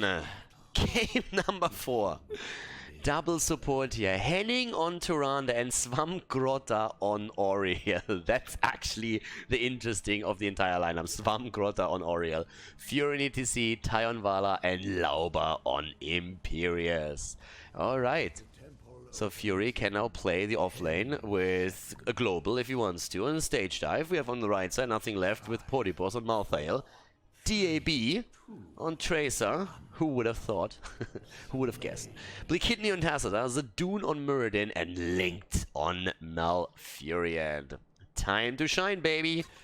And the fight up to the top. Right away. First thing to actually happen here is the 4 teams, or at least one team, goes heavily for the vision. Down here already a little trap against Oriel. Ah, the Stormbolt dodge. Nice. Nicely baited here. I like that. I like that. Now again, when we're looking at this setup, obviously the question is still that type of, I mean, you have all of a sudden you have the Oriel ult that can prevent the last rights. That's the one thing why I say, oh my god, no way, Linked. Lauber with a lunge stun and then the whip into the corner. Oh yeah. The girl with a big whip. Swamgrotta going full Indiana Jones on this one. And yeah, what can I say? Swamgrotta knows how to handle a whip. Pay attention, girls. You know what you're in for now. At the top lane, Fury is currently doing his thing and is just like trying to get the experience secured here, whereas Malthael is mostly rotating between the 2 lanes. But outside of the kill that we saw open this game up, we're still seeing the camps taken here. But again, the setups with the stuns here are insanity. I mean, just think about that for a moment. When you have the launch from Tyrael just connecting with 1 or 2, a power slide from ETC, and on top of that, then another stun from Tyrande, that is such a massive CC chain that you can get incredible damage out. And of course, at the same time, if you think about it, if you have Wrath taken from Lauber on level 10, he can deliver right into those 2 stuns, which makes kills even more likely. So a really, really solid setup here. And this is going to be nasty. Okay, there's a setup with a little... Oh, yeah, okay, getting a little bit more damage in against Siege Giants here too, but there's a setup with Punishment, so the traditional build with multi-shot hybrid. After the level 1, DAB and Ty are going to fight that little battle the entire time here.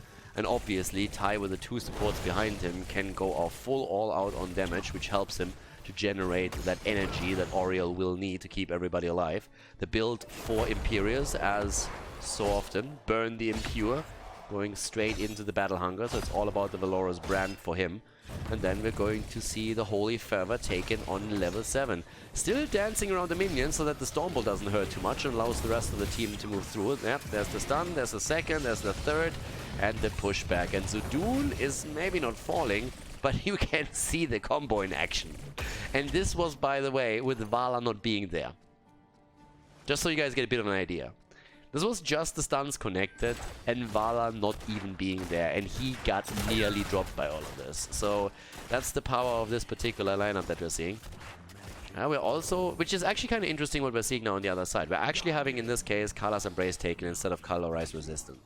And that is interesting because lately we've actually seen in Tassadar compositions a lot more extra armor because of those heavy burst combos that you see. Now obviously when you're playing with Tracer, the extra life leech gives you survivability here, but it doesn't really prevent you from getting bursted down when the opponent connects with you. So DAB definitely has the confidence here that he can dodge everything and that he's going to be fast enough to deliver the damage, not get locked down, and to not need that extra armor. Talking armor, they have the spell armor here that they use to push this wall in a bit more aggressively. Obviously, we're also seeing the 2 shrines being fought over. There's the damage against Tai. Oh, whoa, what? And they get the kill. Nice. Oriel wasn't here. Oriel is at the bot lane. DAB needs to be careful as Lauba is still fighting over this. But that was the kill right there. DAB pretty much delivered the kill into the hands of Lekitni, who said, thanks, bro, I got this. Dropped the storm and then took it away. Temples are more or less exchanged. But the extra pressure at the top lane has already put severe damage onto the fort here. Looking like they might get that. Lauba is waiting for the lunge. This is all about the animation. Once you see it starting, if Lauba is quick enough, or if DAB is quick enough, you can jump away from it. But yeah, it's gonna be a good game. That fort is down though, and that's a big, big lead already if you think about it this early in the game. There's another big hit. Lauba taking a lot of damage. As expected, the Holy Fervor has been claimed. And now we're all talking about the level 10 ability and the second objective, which is going to spawn at the bot side. So that's going to be the important setup now. Trying to prepare for that. I love the talent choice from Alphael on level 7, by the way. Touch of Death. Great. If you have a double support against you, that's a fantastic talent. It's already a good talent depending on the support you have on the other side. Stormbolt connects. That's the end of Lauba, isn't it? Yeah, Lauba's going to fall. He's dead. Good kill here again. Nothing left with the next kill. Nicely done. And at the bottom of the map, we're now seeing the pressure continue against Tyrande this time. Ooh, the heal. Yeah, now the double support setup is together. That's the problem, obviously. Getting the isolated kills on the map is one thing. Getting those kills when you have the 2 supports together with the hyper carry, yeah, then we're talking. That's the setup that you really want here. So you have to really be careful with this. Because again, once the hyper carry dies, your entire setup is pretty much dead. But they're getting a mad value bot lane. I mean, look at this. Level 10 abilities are in. Trying to set another Stormbolt up. There's very few that Zudun, by the way, connected because we didn't have a lot of massive brawls that included Murden. But here's the heroic abilities right now. And they're breaking through that wall. They're trying to get that damage in, and the more structures you take down without the objective, the better your position on the map is going to be. Yeah, ETC is still topside, and you already know that ETC wants to go for stage dive, and it's a great talent for him to have. But the shrine, the temple, it's activating in a moment. There should be a stage dive in a second. Yep, there it is. Wrath, as expected. Fantastic delivery system. Fantastic delivery system to get the kill delivered into the backline. If you ever doubted that Imperius secretly has a side job outside of his desk job and also works for Postmates, then that all should convince you of the opposite. Yeah, here comes the damage output against Tai again. Double support should really deal with that easily. But once we're going to see Wrath being used, that delivery system is going to be active. Yep, there. Oh my god! Tai with a kill attempt against DAB, and he gets it. Nice! The strafe. After ETC moved in, Malthael is still in the middle. Job well done. That was the kill that he needed. We talked a lot about Vala in particular, and if she falls, but of course the same is true on the other side. If you drop DAB, there's no damage anymore. There's nothing. There's nothing to really threaten a kill, and they abuse that fact now mercilessly. Granite Gaming pushes through the bot lane, starts to go straight for the fort here. Malthael delivers a few extra minions up to the top, but still, this is a great setup right now for Granite Gaming. It basically gives them the free shrine, the free temple at the bottom of the map, gives them access to the fort, which they easily drop, and they break even in structures. They even put a little bit of extra damage now into the middle with another 5 shots fired. Still, puts it down to half health. But that's a great setup here. I mean, those kills, 2 kills against 2, and this is pretty much what we wanted to see for this map, right? An even game between the two, just like fighting for dominance in those little team fights with these double support setups. Now again, Malthael wasn't there, and ETC obviously could use the stage dive to enter the fight quickly, which is the whole reason why you're going for that talent in the first place. So you get side lane value, but you can join the team fight itself. The big question is going to be what happens when we have that okay, that is an interesting approach. They have the early level 13 talent, I guess that helps. But that is definitely a bit of a ballsy play, going straight for the boss here. Okay, and they're actually sticking with it. They're thinking about moving back, and they're letting it leash. Do they? yeah, they let that one leash. But yeah, it looked for a moment like they were just saying, okay, let's YOLO. Let's absolutely YOLO it. There's a shop, by the way, in the inner city of Valencia here that is called YOLO Pizza. I haven't eaten there yet because I'm a little bit afraid. I don't know how your pizza tastes when you name your pizza joint YOLO. Like, I'm not quite sure if the next morning is gonna give you a good awakening or what exactly that does. It sounds more like you spent half the day in the bathroom, but yeah, I just thought I'd share that with you. But yeah, YOLO Pizza, one day I'm gonna try it, one day I'm gonna be brave enough. That setup didn't work out down here though, but ETC with a stage dive goes in, the Twilight Dream comes through, but there's no kill, and Oriel saving ETC. Oh, DAB, and he is dead. Tracer is down, and that might be the boss right there. That might just be the boss for now. There is a little bit of top lane value, but then again, that camp, the catapult, how much can that actually do? Malthael is of course making his way over to the temple itself right now, but that boss is definitely going to go through the bot lane for Granite Gaming. It's rough, honestly, to keep Tracer alive with this. Especially with all of the CC that we are seeing here. So, well, that was a good move. Now we're having the bot trying to defend it. That's not going to be easy by any means. I mean, Tassadar hasn't even completed his level 1 yet. That's of course a bit of an issue. If you at least have the increased damage, and it might make it a bit easier to deal with most of this here. Rewind had to be used again by DAB as Lauber just keeps connecting these lunges. Like, he just keeps connecting them the entire time. Now it's a temple for a temple right now, but it's all about the boss at the bot lane, and that bad boy is starting to hurt. Goes in, takes down the fountain, and it looks like we're gonna see the first keep fall. Tassadar switches over to shielding the keep itself, trying to keep that alive. Well, let's see if that's gonna work out, but I don't really think there's a realistic chance of them saving that thing. Nope. Boss is already incredibly low, but so is the keep itself, and it's going to fall. Keep down, and Granite Gaming, they won game number 5. They really want to force game number 5 here.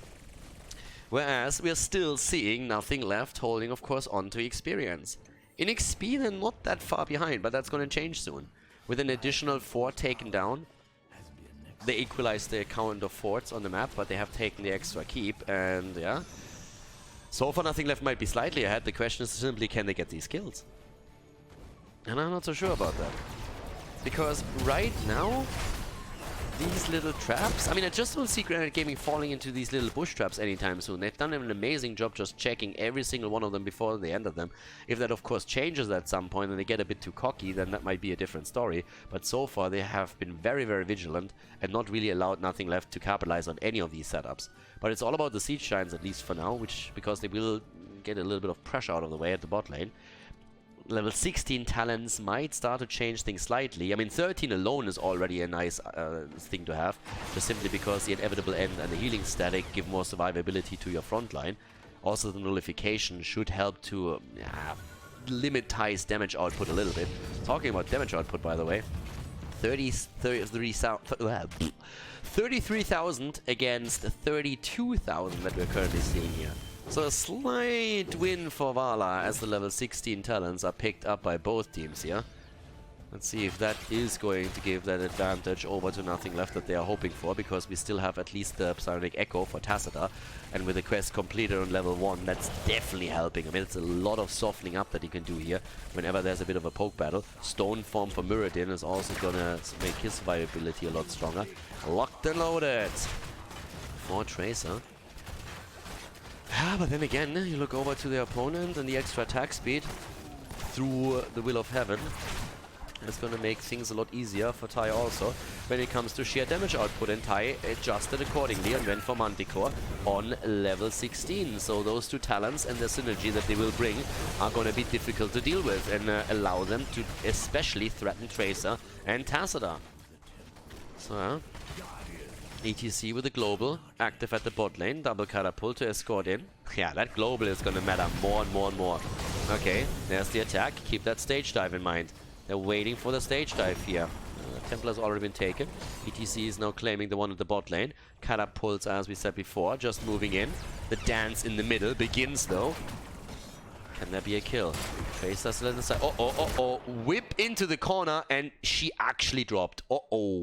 That's a problem. DAB seems to have dropped. That's why he just stood in that position. I was asking myself, what the hell are you doing there? And then the whip in the corner. Immediately the reaction from Malfurion, though. Ling keeps Tracer alive, and Podibos pauses the game right away, just signaling, hey, DAB just dropped, and we need to wait for him to come back. There's only Tai around. They're not going to capitalize on this too much. Lauba is currently sitting here on the side. Heading for an additional stun is also away.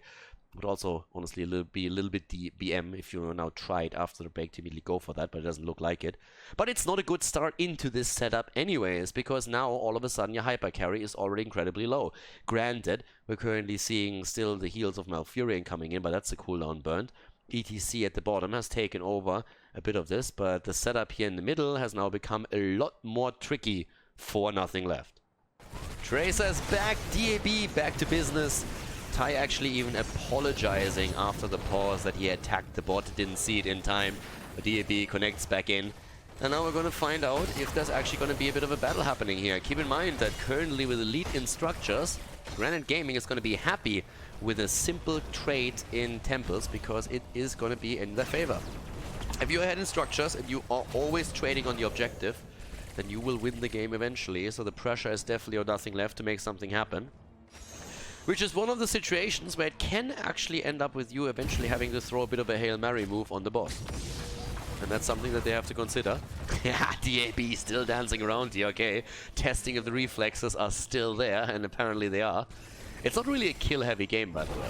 3 against 5. We saw a couple of great kills and good fights, but it's not a massive all-out brawl, because it's a very technical game, and obviously with double supports on each side, you also have a lot of survivability. But there are so many synergies here right now that are really, really powerful. I mean, we talked a bit earlier about that extra attack speed. Linked! Wow! They pulled a lot to get that kill. Fury was a bit too late on the stage dive. But I can't blame them for having that thought of going in there. And they're actually a little bit split here. Ooh, the double! And they get away! DAB is low! And he can't get the support. Tacita is dead already. Oh my god. Muradin, no!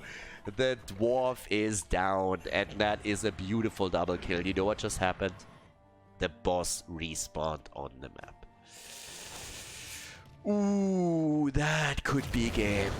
That could actually be game right now, as we have Granite Gaming holding on for the boss, trying to get this here. Nothing left. We'll have to... I mean, what do you do right now? They're trying to take the Siege Giants at least. Thought process being, of course, take them away. They're not under the illusion that these are going to do anything. But if they are claimed as well by the opponent, then you're in trouble. Take the catapults out as quickly as you can. Try and move away. 1 slide, 2 slides. Oh, and he's dead. Yeah, no, maybe. Oh, he's dead. DAB is down. That's the end. That is the end right there.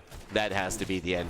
The support is down, and there's the stage dive. They go for body boss. Ah, nice. Inevitable end. Great use, but he might still fall, and indeed he does. Down he goes, and that is lights out. The boss isn't even on the core, and it's already losing the shield. Great setup here by Granite Gaming. They actually push nothing left onto the final map in the best of 5. Fantastic series so far. We go the full distance today, boys. The core is falling, and that is game as Granite Gaming ties the series on Sky Temple against nothing left.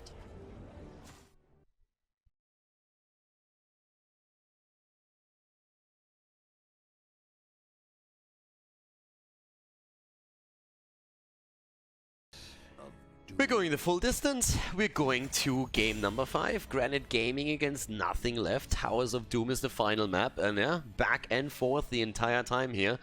And Granite Gaming, I think, had map choice. Yes, they chose the map as nothing left. Went straight for the first pick here. So, towers. Do we see a Samuro? Do we see Dehaka? Do we see Tracer again? We could definitely see Tracer again. Maiev and Zeratul are usually early banned out. But then again, keep in mind there's another hero that we actually haven't really seen a lot that gets banned occasionally on this map too. Abathar, the slug himself. So yeah, the little slugger could make his way into this. Maiev banned. I mean, you have to consider, okay, what is a first ban that you might have against you? And now with Granite Gaming ban Maiev, it's very likely that they are also going to be the ones to ban out Zeratul. But what exactly? Okay, Imperious. We've seen a lot of Imperious bans, and the last game showed why. There's a Zeratul ban. Which means that Abathar is open if a team wants to play it. Tracer is open. Tyrande could be picked away now from Henning. Yeah, nothing left. Could go for a Nubarak also. There's a lot that you can actually take here now. This is really an opening question. Again, it's not only what do you want for yourself, it's what you are trying to deny to your opponent that matters in those situations. And that's why oftentimes heroes like a Nubarak and Tyrande are very good options against a team like Granite Gaming. Yeah, a Nubarak taken. I would expect Tyrande by Henning to be instantly picked. The question is just with what? Unless, of course, they want to make... Well, yeah, but even if they want to make the Tracer play, I would say that it's highly likely that they're going to go Tyrande. In general, Malfurion works a little bit better with Tracer, but Tyrande is just super powerful too, so... Tyrande Diablo. Alright, big stun setup from the get-go. Lauber on Dibbles now that he can't get his Imperious. Malfurion Liming. There's Liming, there's Malfurion. Alright. Nothing left with DAB on Liming. Could ban out Tracer now if they wanted to. Keep in mind, Tracer has been played multiple times now, but so far not by Tai. We had a Vala set up the last one. Now again, Tai could of course also play melee again, or we could see him on off here. Played a few others too. But yeah, let's see. There's the Malthael ban to make sure that Diablo's a little bit safer here. Are you banning Tracer? I mean, Abathar's around too, so there is a chance that we're going to see an Abathar setup for them. I don't know how much better game plays for that. Dehaka, okay, Global still banned. This is the most interesting one for me personally now. This double pick. You could play Junkrat for Swamp Grotta if you wanted to. Yeah, maybe Junkrat for Swamp Grotta here. And again, Jimmy has still not been played in this entire series. Not once.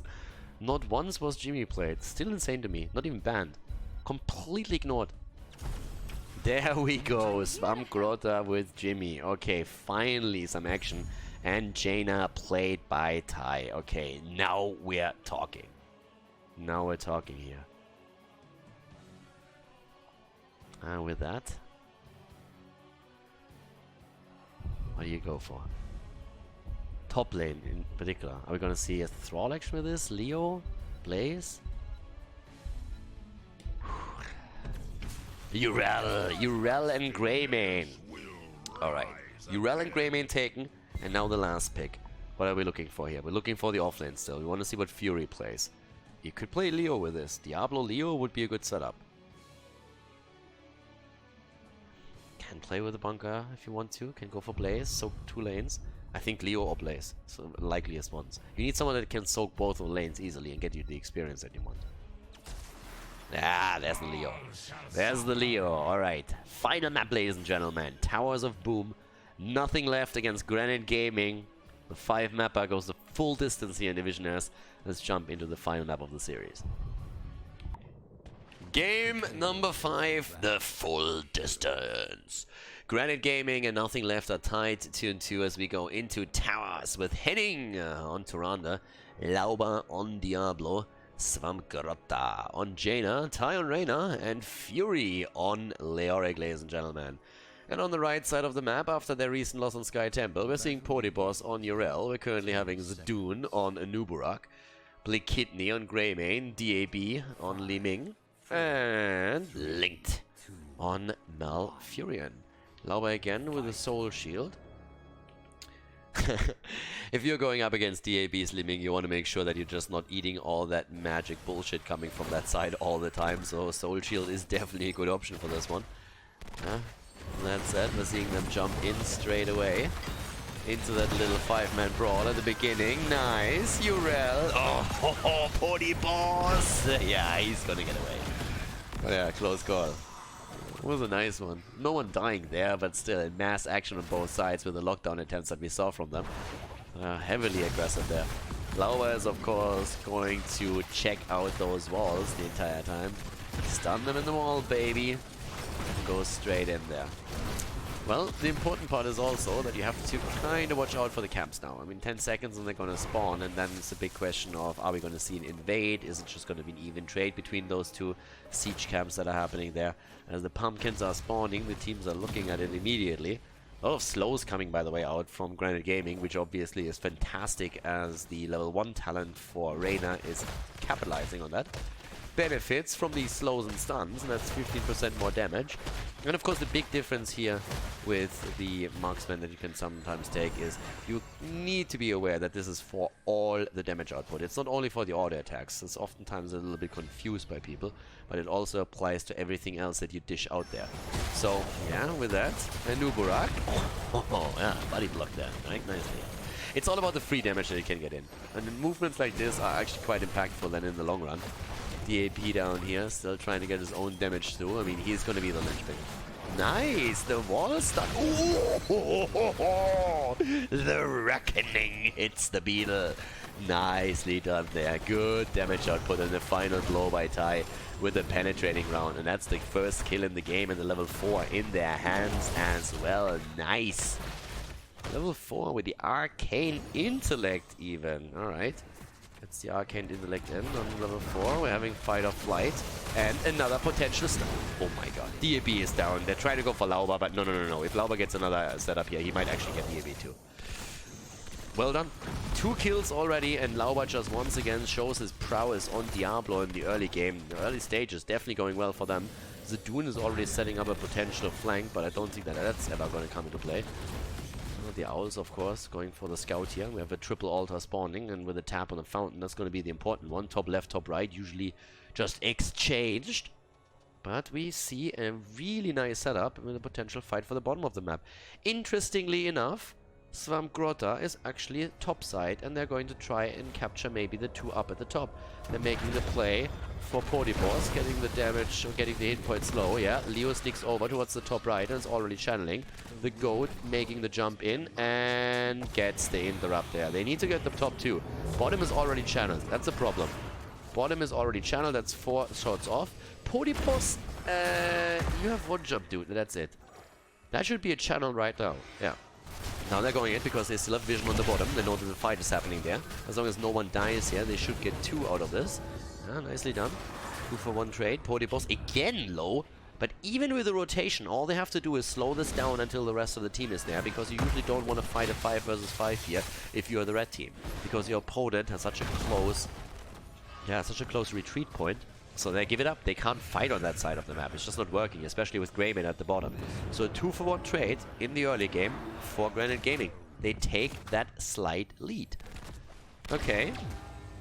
Ty is sitting there. We have still the level 4 talents, the aggressive variation of the Anuburak build with the extra range on the level 4. Subterranean Shield as level 7 should come in next. Right now.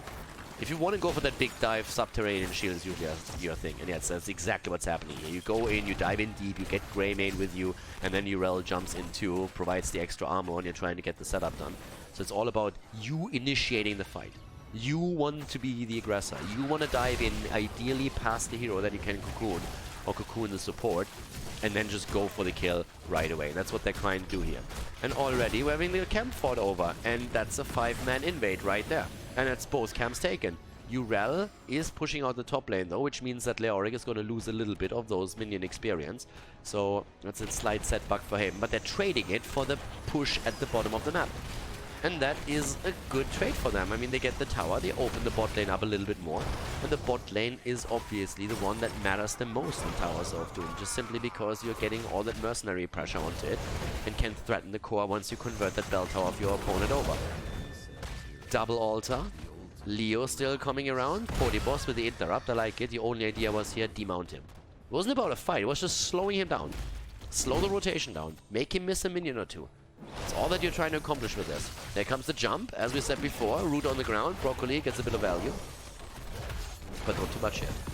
And a bit of a better position for nothing left here, as they are already taking the position towards the bottom. But with 5 rotating in from Granite, it's a bit of a setup where they could actually still take here the middle. Urel, on the other hand, is ready. Eats the damage in a moment. Talking damage. Ooh, Tai! Yeah, he gets hit hard. Oh, the owl missed.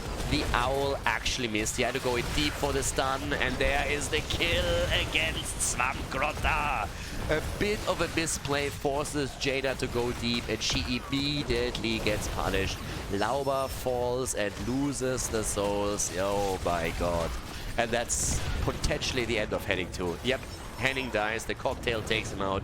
He was trying to juke it here, but now the altar is channeled. That's the shots fired. 32 against 28. Still a lead on the objective for Granite, but nothing left. Has now taken the lead in experience and has taken the kill lead as well. Great start by them here, and all that it took was one owl that missed the target, and all of a sudden 2 heroes more or less panicked, trying to get the additional interrupt. Ooh, that was dicey. If that owl connects, it's a different story. But well, fact of the matter is, it didn't. And so that's all that it took here. Level 10 abilities, nearly a level ahead. Granted, for Granite Gaming, at least the saving grace is they have their own level 10s now. But okay. Those heroic fights are going to be crucial at this point. And they're actually trying to go for the trap here, and Anubrak dove in and is exposed, gets stunned out, but Lauber was already busying himself trying to go for Greymane, so Anubrak gets away after all. Furious back in the mid lane, trying to help out in the 5-man fight. Yeah. The Entomb would be great if he gets a good Entomb. He goes for Malf. Oh, and they get the go. The cocoon is in. And the turnaround. Here's the Hyperion. Swampgrotta is low blink kidney. Oh, there's no. Oh, they're getting the kill. No, yes, they are. Greymane is dead. And the Nubarak dies too. Perfect choke point for the Apocalypse setup. And the Hyperion gets some mad value too. Granite Gaming showing that they're still able to get the kills here. Nicely done by them, seriously. I looked for a long time like they would lose the fight, especially after we saw the attack focusing more so down to the bottom, but then Diablo comes in again after the cocoon is over, gets the body slam in, and obviously that's also a free channel here in the middle. Henning? Dude, please. So, okay. Gets the channel through. And that's the core down to 24. Solid lead. Solid lead by 8. Another stun into the wall. Keep in mind, once the lead in experience is still on the other side, but once we're having, for example, level 16, it's another story. Diablo heavily attacked again, pushed in, pushed out, just locked down the entire time. Massive amount of CC coming out against Lauber. But he's still alive. He's still in play. And the bottom play goes, obviously, for the bell tower. You wanna get that one over. And they're gonna try and do that. We don't have the setup right now. 13 talents are going to be close for both. Leo still gathering the experience here, and Diablo in the meantime is waiting for additional souls. Just doesn't have the hit point pool at this point. Sitting at 52 souls, so he has half of it. He has half of it right now. Furious again at the top, doing his thing. Urel obviously has to then again rotate in once more and try to just like keep up with this. But this is the problem. Immediate rotation bot side, and they're going to try and go for the bell tower. Diablo is anchoring the play, but now there's a 5-man coming. Leo is also on the move. And in they go for Jaina. Apocalypse is being used already. They're trying to buddy the back line, and Linked is down. Linked is down, Cocoon is on the ground, and they're just on the run. They're just on the run, but the slows are there. Look at Lauber, look at Lauber. The kill against the Nubarak, the Entomb, and the kill against Greymane. Greymane down, it's a triple kill once again. 7 against 4. And that's what we're seeing here. 10 minutes in, and boy, it was a good idea originally that we saw from nothing left to just 5-man it and go straight for the fight with the flank here, and they're trying to make the play for Jaina. It was really this little encounter that we saw where Link gets dropped before the fight even starts, just because we are seeing this great setup from especially Diablo as he gets the wall stun through once more. And now they're making the aggressive play for the double shrine. This is usually one shrine, but now they're trying to go for the double. Yeah, DAB is already low, the channel is through, that's 5 shots fired. And if they get the top 2, that's another 5. They have the control of the bell towers right now. 5 against 3, 19 points on the core against 32. As long as nobody dies here, Swamgora gets protected, and yep, they're gonna get another 5 easy. That's gonna be an easy conversion right there. And yep, there we go. Another 5 shots fired. Bam! Down they go. 14, and the invades are still there. Granite Gaming, they have confidence right now, and for good reason. They're moving in again, trying to take down the team that is attempting to reclaim their bell tower. Uh-oh, and this time Henning actually falls. Henning is down, Diablo is not part of this fight, and that's the big problem. But Sedoon is dead, and Blakidney is down as well. The double kill, make it a triple. DAB is dead too. The Apocalypse zoned them out completely and isolated Greymane, and with that triple kill, they can now reconvert that bell tower within a few seconds if they really want to. Unbelievable. Granite Gaming, they were behind several times in the series, but they always come back. And on the final and 5th map, they are about to drop nothing left. Yeah, bell tower is back in their hands. Urel is taking the top. 16 talents are close. And of course, the next objective is going to be a triple. The next one is going to be a triple. We're going to see those triple altars on the map, and once they spawn, it's potentially game over. Because that's 15 points if you don't take that bottom bell tower back. The advantage that we're seeing from nothing left is, of course, a Nubarak. A Nubarak spawns the beetles that allows them to dig a little bit deeper when they're going to go for it. Again, this... Oh my god. Blakidney barely stays alive here. That was such a close call. Without the Nature's Cure here, he would have fallen. But they're still trying to make the play here. They're still trying to go for it. Leo is not ready yet. Leo is actually moving to the top right. He's trying to get the channel, but it's going to be only 4 points. They're leaving the bottom alone for now. They're willing to trade 2 for 1 if need be. Obviously, the hope would be to interrupt there as well. But yep, there's the first channel. They get the second one in. Okay. Shots fired. 60 talents, still the advantage for Granite Gaming. They're trying to make the play. Single digits for nothing left on the core, and here's the play. Blakidney is at the side, and he's jumping in, but the Apocalypse is right there, and gets the stun against 2. Blakidney is low, and he is dead. Tyrande is cocooned, but here comes Diablo, and she just shows no mercy. Sedoon gets wrecked again. And that's Malf isolated, slowed down by the water elemental, and Tai just comes in with these penetrating rounds that absolutely connect. DAB with a god play, but Swamgrota survives, and now DAB is in trouble. Yep, another stun attempt, a slow, and... Nicely done by DAB, but is that really gonna be enough? I don't think so. Bit of a mistake here on the side of Leo. Great juke from DAB, but the core is down to 2 points only.